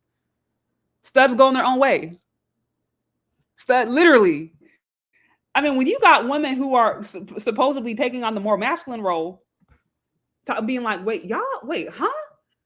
Like, I feel like you're disrespecting me right now. Like, it was so now I'm gonna have to bring this up because I think this was another clip on that note. This is another clip that I did with Dr. T. We brought this up. He was noticing the same thing. Women who were dealing with women and experiencing what they would consider misogyny.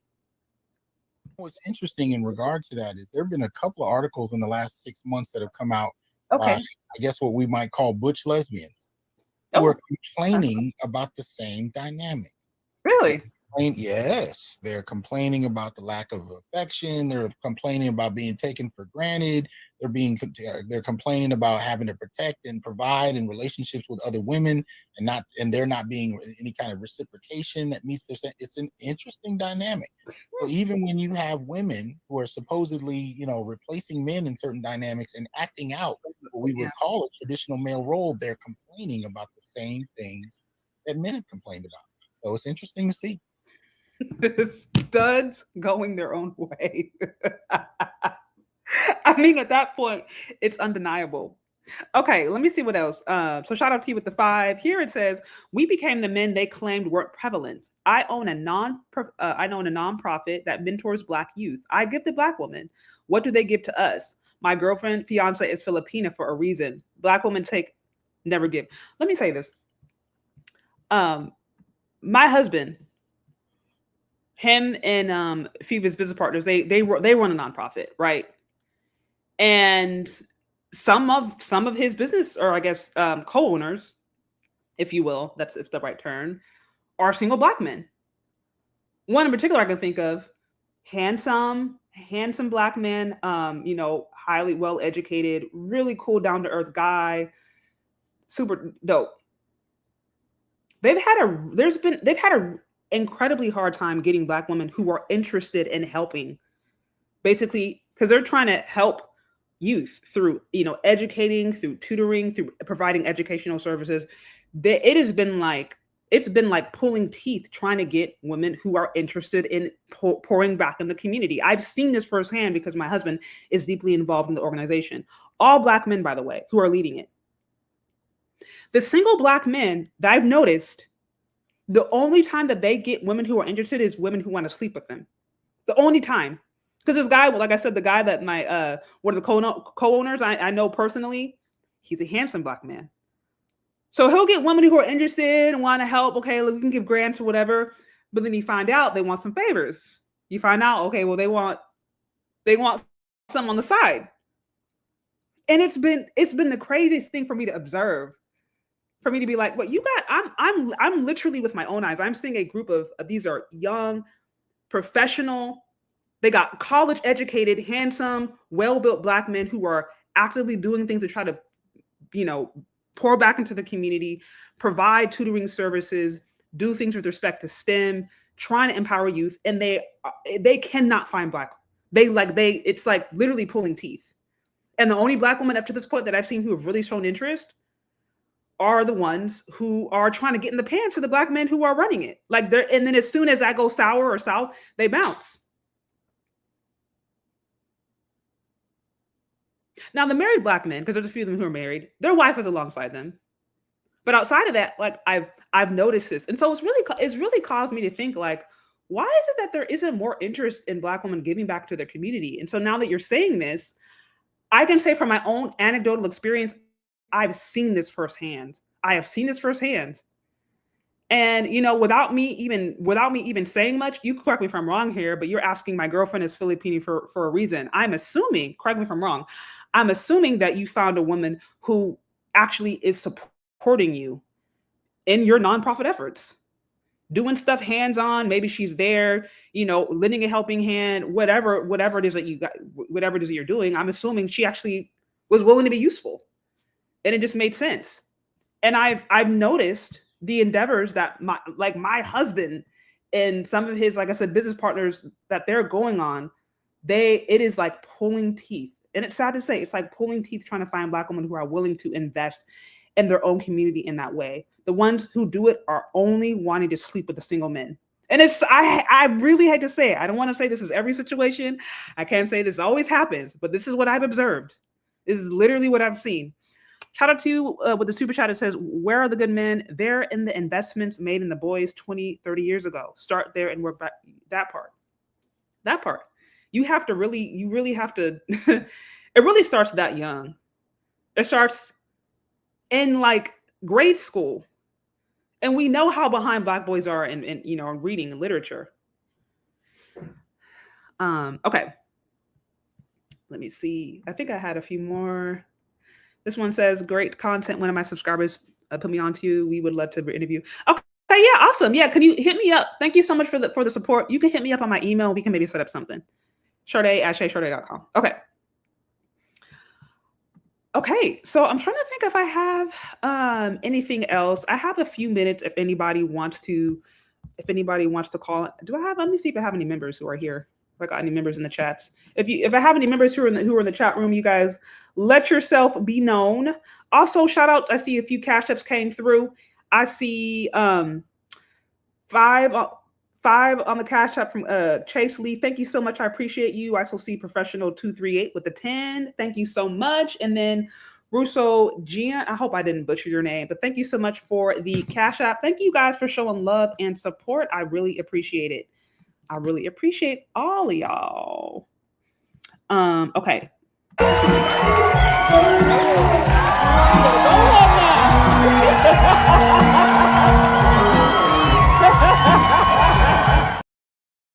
That's my uncle, y'all. My uncle's crazy. Okay, so let me know. Do I have any members in the chat? Let me know. In the meantime, I have a few minutes before I'm gonna wrap this up. If anybody wants to let me know. We've covered off a lot today. For those of you guys who are just kind of chiming in, let me see. Yeah, for those of you guys who are chiming in, you can go back and catch some of the replay. We reviewed a lot of content, but just for a recap, we started off by basically going over a video where it was a self-proclaimed fat black woman who talked about why she only dated rich men, right? And then we followed that up with videos where black women are now saying, well, wait, where have the men gone? And then I just reviewed this video from this content creator who was basically telling men that they need to settle for whatever they can get. They need to settle for angry, lazy, expensive women. Right? So that's what we've gone over. And then there's been some other little divergence in between. But the bigger point that I'm trying to articulate that many of you guys know already, you men have been aware of this. I think ladies are still trying to come up or trying to catch up to this idea. But it's the fact that what's going on right now, particularly in the dating and relationship market, is the result of decades upon decades of toxic messaging. It's the result of that. Unfortunately, you have young girls coming of age entering into this toxic dating scene where they're not even interested. They've seen what their older brothers or fathers or uncles or men in their life have gone through, and they want nothing to do with women. They've just checked out completely. But nevertheless, you have young women of age, pretty cute, whatever, who are like, well, where are the men? Why aren't they approaching me? Why am I not having the experience that I thought I was supposed to have, that my mom said that she had, or my grandma? Like, why am I not getting this interest, this intrigue? Why aren't they approaching me in real life? So you have this more of a, well, where are the men at? Where have they gone? And what I'm trying to articulate is, when you have messages such as the one that this woman said right here, where basically, men, you need to take whatever y'all can get, even if it's an angry, lazy, expensive woman, you got to take this. While at the same time, these same women will sit here and say, well, I want a man who's a firefighter. I want a man who's at least 6 feet. He needs to be rich. He needs to make a lot of money. This creates a huge imbalance in the dating market. And that we're at a point now where a lot of men have checked out because they simply think it's a bad deal. It's a bad deal. Women are not cultivated. They're not raised to be wives. They're not raised to be helpmeets. Black women sure as hell don't want to submit to nobody. And if the idea of submission comes up, there's going to be about 15 or 20 caveats to it. She's going to submit if and only he makes at least 7 figures. He's at least 6'5". He's nice to her every single day. He hugs her when she wakes up. He, fixes her lunch, braids her hair, drives her around. You know what I mean? If she feels like it, if the moon is set the right way, if the sun is up, like, there's going to be about 20 caveats as to why this woman needs to submit. And as soon as one of those caveats is removed, she ain't doing it. So it's like, remove that completely. Submission, cooperation, no, that's a curse word. So what I'm saying is, like, you got a whole generation of women that's been cultivated generation after generation of, like, not even knowing how to be a helpmeet partner, and only really seeing men as either an accessory or as honestly an ATM, or as somebody who is oppressive. But they're not really being a balanced view or balanced understanding of what masculinity is. So again, when you have all these things going on, and then women wake up one day and they're like, well, where have the men gone? I'm so confused. It's like, actually, no, this is not confusing. If you sit here and listen, if you sit here and actually listen to men, if you understand, it's not confusing at all. We just haven't been listening. And then when we listen to what some of them have to say, we're quick to say, no, they're actually just misogynist. No, they hate their mom. No, they're self-hating. They just must be gay. They're socially awkward. Oh, they're narcissist, right? We throw all these terms around, but there's just not a willingness to sit in the, like, look in the mirror and be like, wait, are there at least some elements of what they're saying is true? Is there something truthful here? And at a certain point, men are just like, I'm done. I'm not going to deal with this. I'm not going to sit here and try to convince you to see me as a human, or I'm not going to sit here and try to convince you, teach you about submission, teach you. Some are just like, I'm tapped out.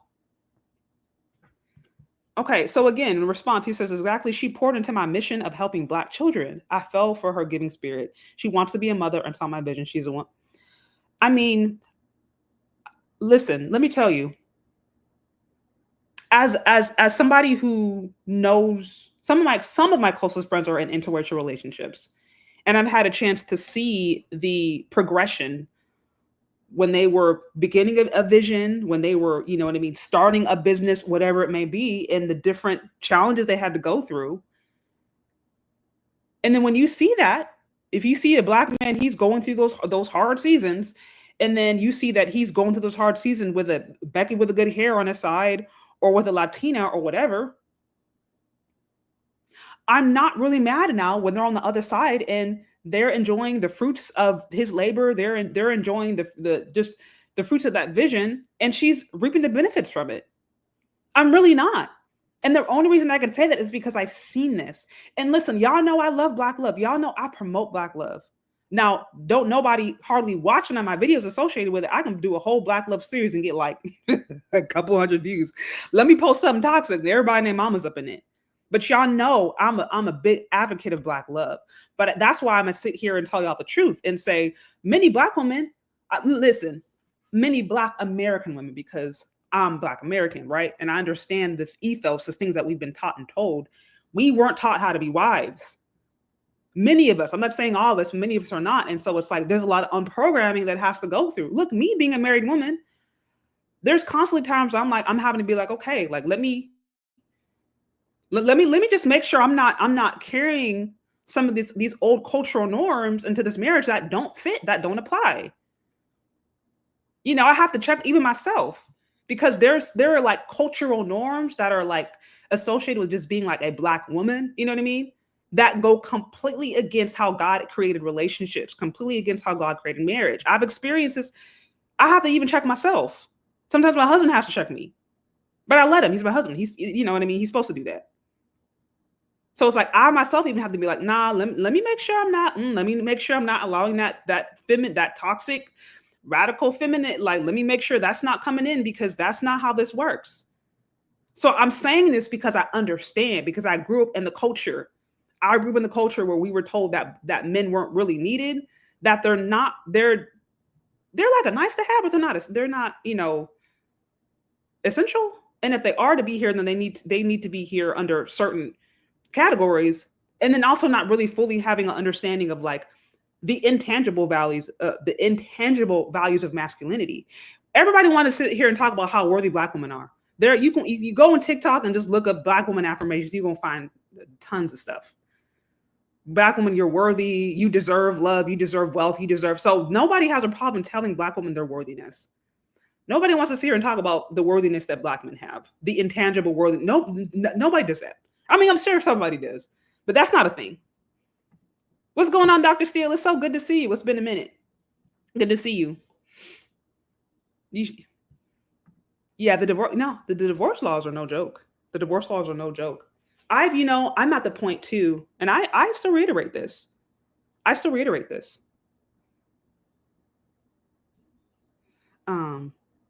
Wait, what are you saying? Who these mean look women you're posting shit? Wait, I don't understand the question there.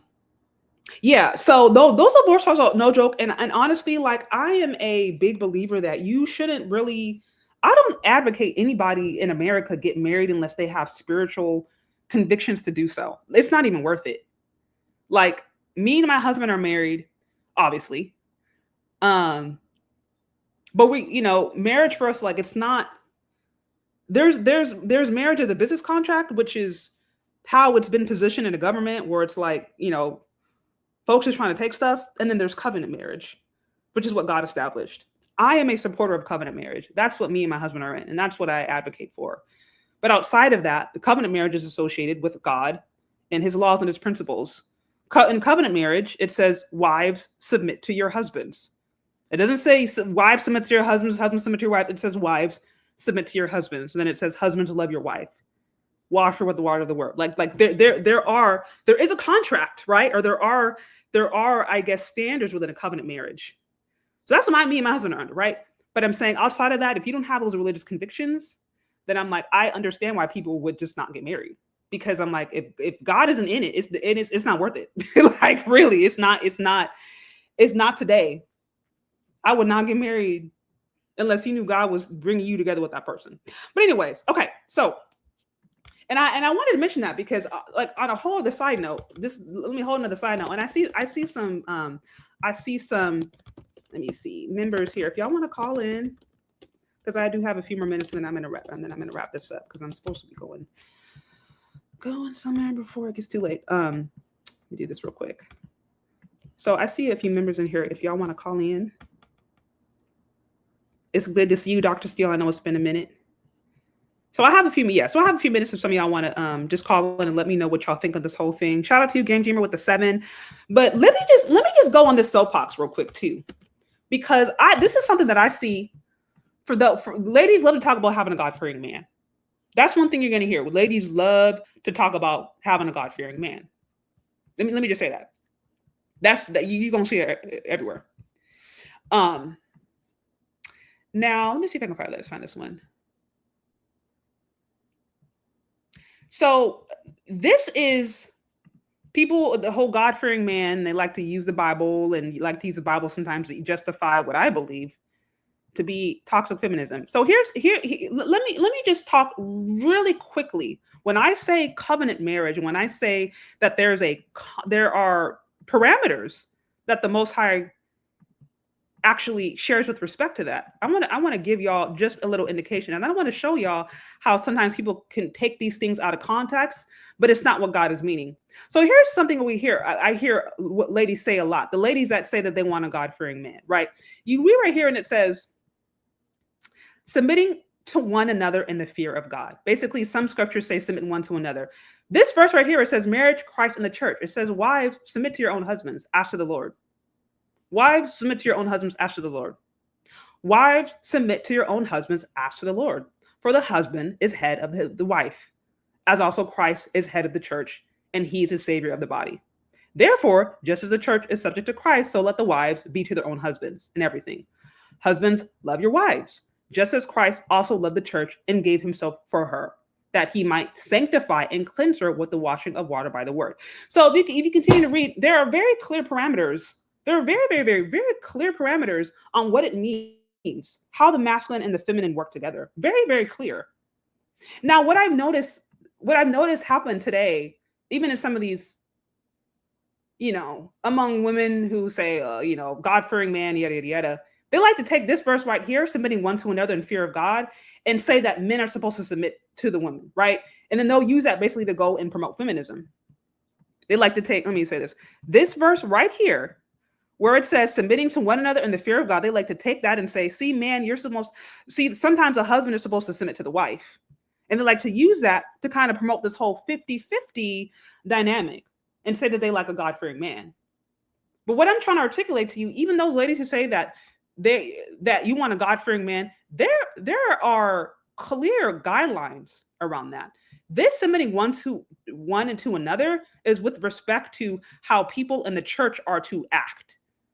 Here it says walk in wisdom. This verse is applying to how people in church and religious settings are to act one and another, towards another. They are to walk in agreement. Here it says how a man and a woman are to act towards one another. Wives are to submit to their husbands because the husband provides leadership. And for anybody out there who wants to sit here and say, oh, that's a misunderstanding of scripture. Okay, also then explain to me why it says the exact same thing in Colossians. The exact same thing it says.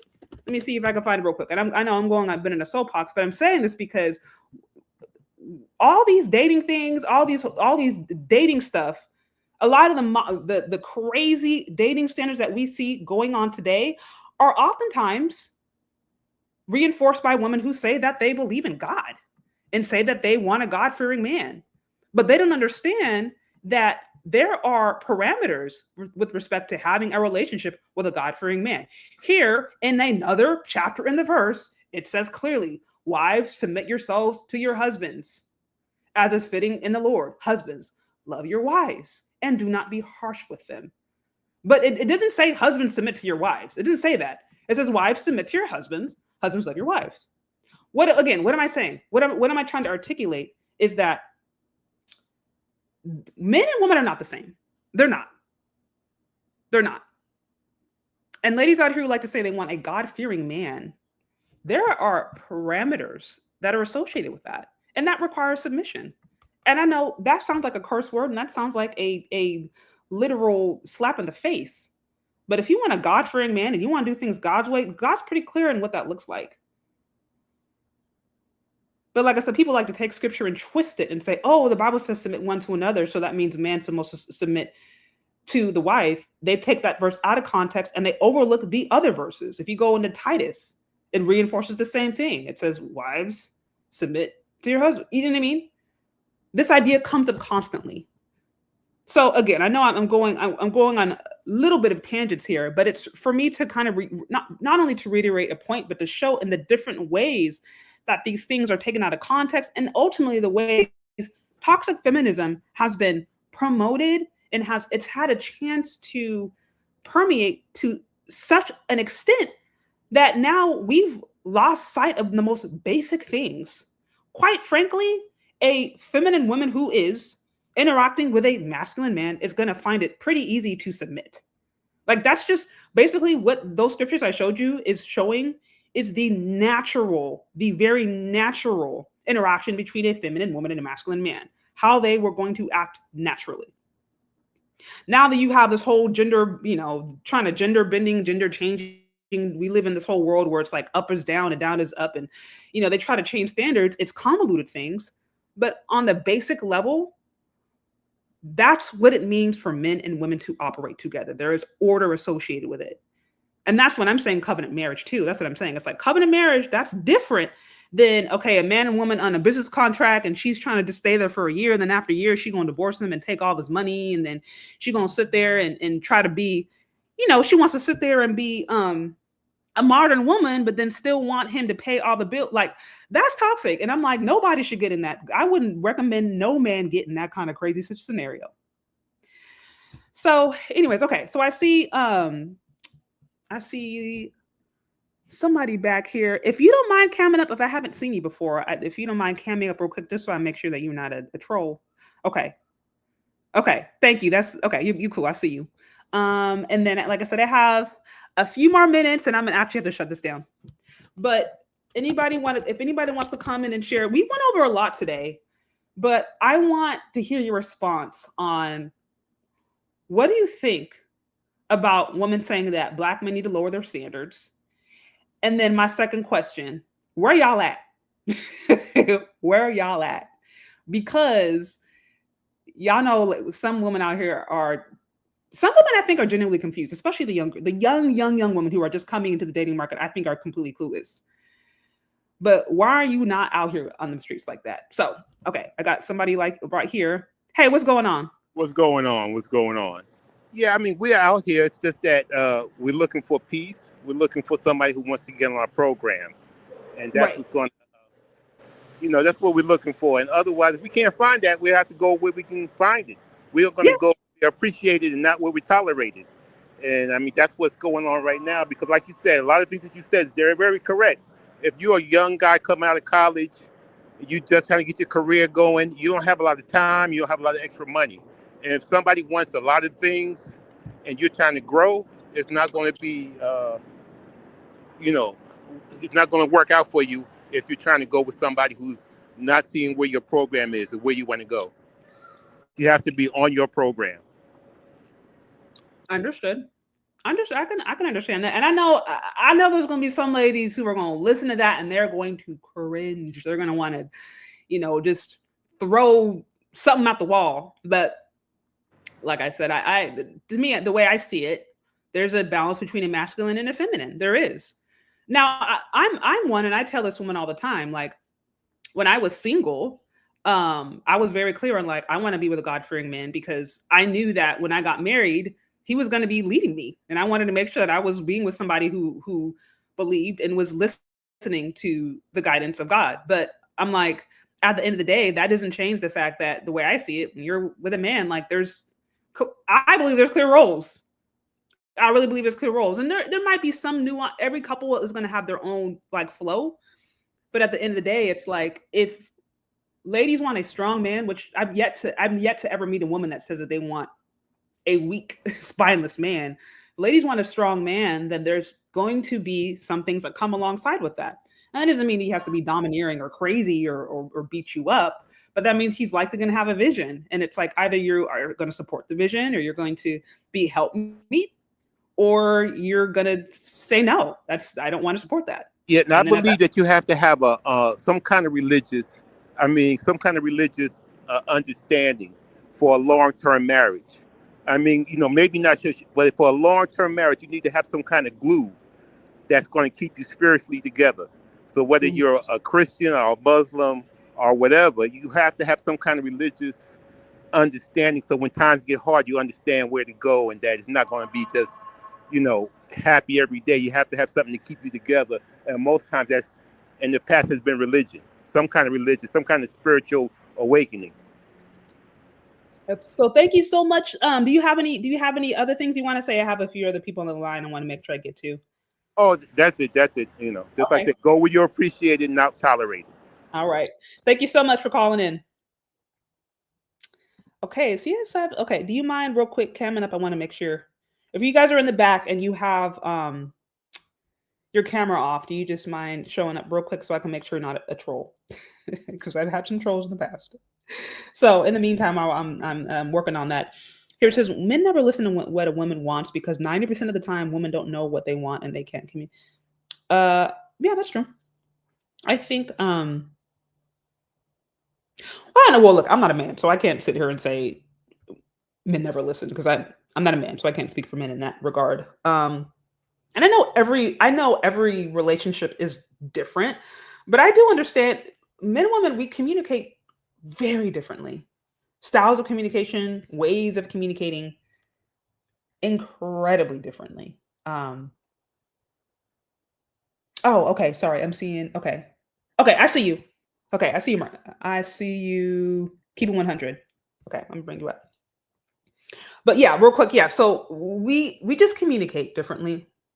And it's an art, especially if you're in a marriage or in your long-term relationship. I think an art is just learning when to recognize that there might be certain things that you may never fully get because you're in a different gender, but you can learn to respect it or honor it. But women speak emotionally. Sometimes we speak emotionally. Many times we may speak from an emotional place, whereas men can speak more from a logical place. And so that can make it very difficult when it comes to trying to understand sometimes key points. Okay, I'm going to pull up the next one. Keep it 100. Hey, what's going on? Hello. This is my first time ever on your channel. How you doing? I'm good. How are you? I'm fine. Am I coming through clear? Yeah, no, you're good. You're good. Okay. So, Go ahead. What are your thoughts on the whole idea of Black men lowering their standards? And then secondly, where y'all at? Where do you think all the men gone? So I thought women never settle. So why we gotta settle? Like I thought that was the the slogan, never settle. Never settle, sis, you know? That's what I thought. Well, that's not where we was at. There are different expectations. There are different expectations for men and women, which is why I don't buy the whole gender equality, because we know that's just not how society or reality works. There have always been different expectations in men and women. Some would argue that that's how God made it, because God created us differently. I think much of it has to do with the fact that, we're dealing now with the effects of just toxic feminism and other things that have really broken down the family in general. Right. But I've always believed, to a certain extent, like, listen, I mean, Black men are the most body positive of all men. We know that. Like, we know that much. As far as being the most lenient with respect to body standards, we all know, honestly, even if you're a Black man who's not necessarily into a BBW or plus size woman, we all know a Black man who's cool with it, who prefers it, who is okay with it. You know what I mean? Like, it's not necessarily the same pressure as it might be in other cultures where the women, they want the woman to be stick thin. So that alone means like there's a lot more leniency there with respect to the standards that Black men have. So from what I understand, when it comes to fitness, Black men are second, right? From what I understand, I think that like on like the percentage, as far as body fat percentage, we're number 2 behind, I think, what is it, Asian men, right? Are you saying as far as like your fit, or like your BMI, or your percentage body fat? Okay, so you're saying Black men are by and large more physically fit than other races of men? Well, we're number 2. Okay, interesting. I haven't seen that. No, granted, I haven't really done a deep dive. So right, if I remember the stat, it's like we're number 2, I think, behind Asian men as far as like being lean or, you know, that sort of thing. I mean, black men by and large are pretty athletic. Yes, that's true. That makes sense. That makes sense. Right. But, you know, as far as us lowering our standards, it's crazy because we had 2 years of, you know, I want a high value man, Kev, you know, and and the idea that a black man has to, you know, go out, conquer the world, bring home 6 figures and all of this stuff to get something that looks like the woman on the screen that I'm looking at is crazy to me. Like, I'm going to do all of that, right? To then lower my standards. It's like saving up for the Benz and buying the Civic. I mean, a lot of these conversations, first of all, the fact to me that some of the leading conversations around relationships, long-term relationships, partnership, marriage are ran by like eternally single women, honestly, to me is already the problem. Right. Also, and I'm actually going to do another video on this, but I also noticed that a lot of the dating coaches that ladies follow are also single, oftentimes single gay men. So when I look at the people who are leading the conversation, I'm like, respectfully, I'm not going to go to a homeless man and ask him how to get a home. Right. If I want a home, I'm going to someone they're in one themselves. They're owning multiple homes. Perhaps they sell homes, all the above. But I'm not going to sit here and go to somebody sitting at the side of the street with a sign saying, hey, what do you think about me? What are the steps that I take to get a home? And it's like, we understand this for homes, but then somehow when it comes to dating and mating, we think anybody who has a platform we're supposed to listen to without understanding their credentials. Like if you're 20 and you've never dated, I don't want to hear the standards and the 5 things women need to do to get a long-term relationship. You know what I mean? Like, but I see that stuff all the time, or even women in their 30s, 40s, but it's like, all you have is more sexual partners, but there's no demonstrated ability in your life to be able to stay together with a man long-term. I don't want to listen to you, but they have traction. Mm-hmm. A lot of the stuff we hear is just repeated. Like people are saying things that they've heard said. Yes. Right. But I'm like, repeated from, and I have to ask, repeated from who? You know, quote unquote doctors, asterisk, you know, like all this stuff, you know, in my feminine energy, soft life. All this internet nonsense. Like, you know.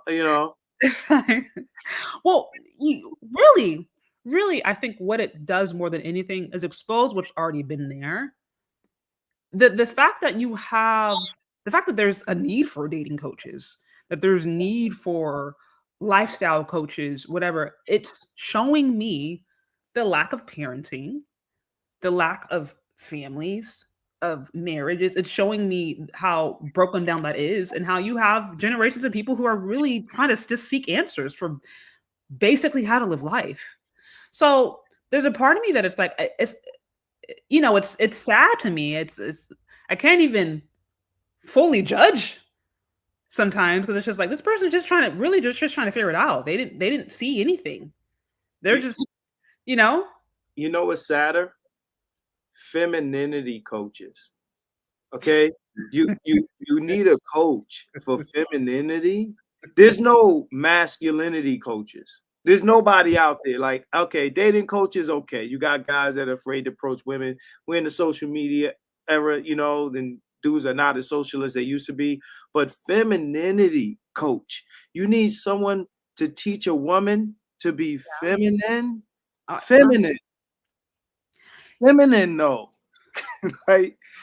But again, going back to, okay, lack of fathers and lack of mothers, because, you know, fathers, they instill identity into, you know, their children. And this is why I think it's one of the worst things that was done. The worst thing that was ever done into the Black community was the removal of Black men in his place. Right. because Black men were always meant to be the leaders. And again, I know you're gonna have some people who aren't gonna agree with that. They're say, "Oh, Black women, no, they're supposed to lead." Yada. Well, let's see where that's gotten us. You know what I mean? Like, if that's it, if we want to acknowledge that, okay, no, Black women, they've been the matriarchy, and we want to honor our mothers. There's nothing wrong with that. But I'm like, where has that gotten us? So that's one of the worst things that was done.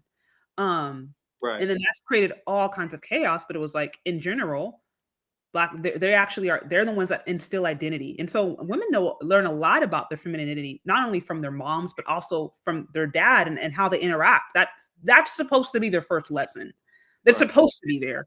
But we know you have, unfortunately, ladies out there who end up trying to be the man and the father, and that doesn't work. Or they try to be the mother and the father, that doesn't work. And then all of the other ills, that just cause chaos. So what you're saying about femininity coaches, again, is underscoring the need that ladies have to be mentored, to be taught, to be schooled, to be trained, to understand.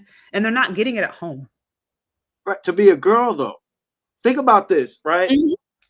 A woman would not take a second look at a man that needed masculinity training.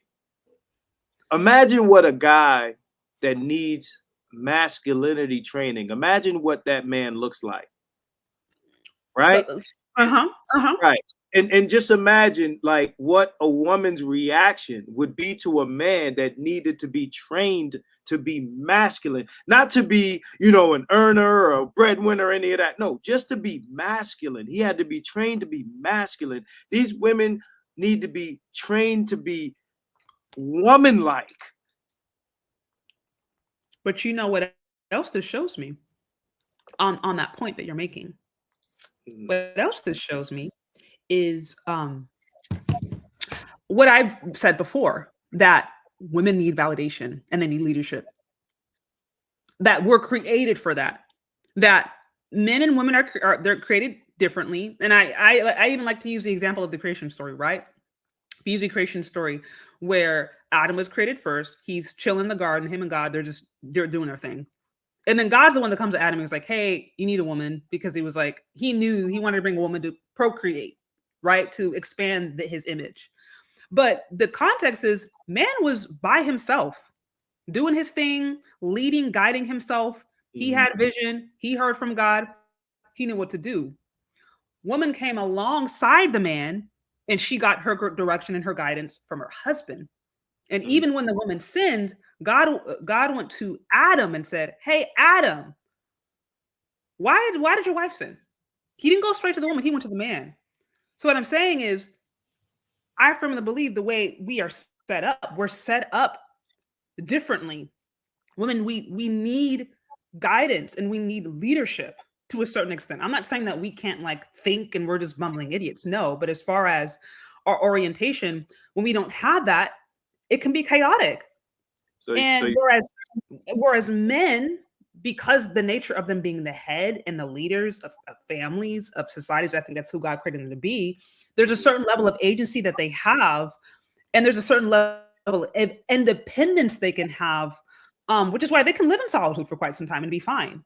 They can make decisions and not need to go on social media and ask questions and, do the lives and the validations that you see women doing of like, hey, do y'all like this outfit? What about this hairstyle, makeup? Like, you don't see men doing that because they're able to operate with a level of agency because that's how they're created. So what you're saying about the femininity coach is going back to what I believe is the innate need that women have for some leadership. It's supposed to come from a father and then from a husband, right? Or a spiritual community. But there's supposed to always be some place where a woman is getting community and a level of guidance and direction. And when that's not there, they seek it in other things. And that's what we're seeing today. Right. It's funny. You made it sound like Adam and God was like chilling and passing the blunt back and forth. This is what it sounds like to me. I mean, Adam, he was doing work, right? But it was like God gave Adam, gave Adam the commission. And then he gave him this woman, and then he's like, hey, Adam, your woman is out of pocket, man. What's going on? No, it was. No, literally, that's what happened. And then even, because I'm not sure how familiar you are with the biblical narrative, but even later on, if you have heard of the patriarchs, there is a time Abraham's wife, Sarah, there's a time God came to Abraham and, you know, he appeared to Abraham and Sarah, and he said something about Sarah having a child. Sarah laughed. She didn't believe God. And when Sarah laughed, God went to Abraham and was like, hey, Abraham, what's up with your wife? He didn't go straight to Sarah. He went straight to, and honestly, it's been my pastor. Because my pastor, you know, he mentors me and my husband a lot. And he was the one that really helped me understand. He was like, you know, God, he never undermines the order that he created. And so when a man and woman gets married, of course, we still all have our connection with the Most High, but God created the man to lead the household. And he will always respect that order. And so that's why there's certain things God's going to go to the leader first. If something's out of pocket, or he's going to go to the leader with certain vision, with certain understanding. That's how God created men. So that's what I'm trying to get ladies to understand. Now they exist in a society where they're telling ladies that they can operate the way men can. And we're seeing that doesn't work out too well. We're seeing the results of that. Right. Well, I mean, we have, to be honest, an abundance of men that advocate for this. Like, I think that, especially in Western society, you have more men that are, I guess, for the adoration of women, they will allow women to be out of pocket because they will. They want validation from the females. Yeah, and honestly, this may sound harsh. Women, we don't have the ability to do that. We can encourage a man. We can try to speak life into them, but I don't think we really have the ability to emotionally labor in that sense, in the way that men do for women. I don't think we have the ability to do that. I don't think we can fully understand. Honestly. You mean what? Emotionally or mentally? What do you mean? Mentally, emotionally. I mean, there's a certain aspect of confidence that a man can only get from God that a woman can't impart to them. They just can't. And because women don't have, I don't think, the emotional capacity to understand what it means to lead. In that regard, and to understand some of the burdens that men do. This is why, like I said, when you see the men, even if you see the way men talk to each other, right? Like, you know, the way men encourage each other, a woman may look at that and be like, "Oh, that's so harsh. It's so harsh," right? Yeah. Yeah. And when you see the way women talk, it's like, "Oh, women, you're worthy. You know, you have value. You have this and that." Right. You know what I mean? Like, even when you correct a woman, oftentimes you have to be softer. You have to be more gentle. If you don't say it the right way, she may be offended. It's like we're a lot more vulnerable. Right. Our emotional state is a lot more vulnerable than men. Men, you can just take it, you know? So it's like, I think because of that, I firmly believe we don't have the capacity, and especially like in a romantic relationship, to really be able to instill that level of confidence or whatever. Like I said, that's not a role. We can encourage, we can support, we can be a helpmeet, but that has to come from God. A woman can never do that because they'll never be able to understand. They'll never be able to do it. There will always be a disconnect. And she'll want you to emotionally labor for her. She'll need that. She'll need that man to be that stable force, you know? So I think women, especially in this culture, they cosplay what it is that they think manhood is, and cosplay, right? Cosplay. And if you notice, the women that do this, let me make it specific. The women that do this, they pick the worst components of masculinity to mimic. Yes, I've noticed that. You know, the fake macho, the fake tough, you know, this over domineering. You know, it's almost like they're playing this hyper masculine, right? Even the women that like women, if you look at women who like women, you see how they dress, you see how they speak, and they know. The funny thing is, it's crazy. They know that a lot of these women are attracted to that character. You understand what I'm saying? But yeah, they take the worst parts of what men are, right? And that's what they they mimic, and that's what they parrot. It's just interesting to watch Yeah. as a guy, No, right? you're right. You're right. I mean, I've met, that's a whole other thing, because I think there's a lot of women out there who are even, I don't want to say cosplaying, if that's the right word, but they think they're lesbians, but they're really not. They're just afraid of men. But they're attracted to masculinity, but they're afraid of it. So these are the women, like you said, who will find themselves, you know, with studs, hanging out with studs. But then they still may have guy friends, or they may find themselves always in these weird interactions with men that are never fully anything. And it just goes down to them just being afraid or unsure or broken, you know, just having toxic understandings of masculinity, not understanding what it's supposed to be for them. Well, when I say cosplay, like let's talk about the stud for a second. Like if you look at the stud, right? How the stud dresses, how the stud talks, how the stud moves, and that sort of thing, right? It's not as if they have like this overwhelming amount of testosterone and they're doing what comes naturally. They're doing the thing that they've seen done, and they're doing it as it's almost like it's a performance for the women that they're into, right?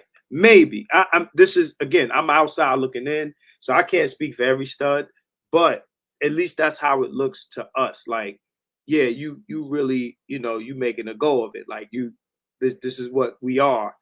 Like this is what you're doing. That's what you think we are. Like, you know what I mean? So that's what I meant when I said cosplay.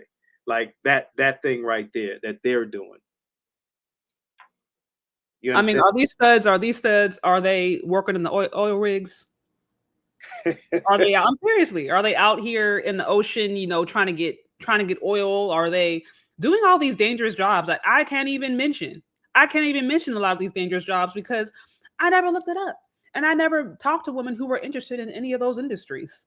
Right. My husband will tell me about stuff I ain't never heard of. No, they just mimic the image of the guy. They don't want to mimic. Yeah, but I'm saying I'm saying like, because people think masculinity is, there's a very shallow performative understanding of it, just like femininity. Right. Very shallow performative. This is why when you got women talking about, oh, you know, I'm resting on my femininity and all this stuff, and then they put on their makeup and they put on their lashes and their weave, and they think that if you present a certain way, that makes you a feminine woman. And I'm like, that's not what this is. It's the essence of you. It's the essence of who you are. So it's the same way with men or women who maybe are studs or try to lean into their masculine frame. It's like, it's performative at best. But when the going gets tough, right, when it comes to, you know, those like innate natural qualities, that's when you start to see it. Because how many studs you see end up getting pregnant? Right. I see that all the time on TikTok. It'd be like these studs who are like, oh, you know, in my femme phase, and they'll talk about femme phases, and then they put on makeup and they put on their dresses, and it's like all they really need to do, honestly, is just be around a masculine man.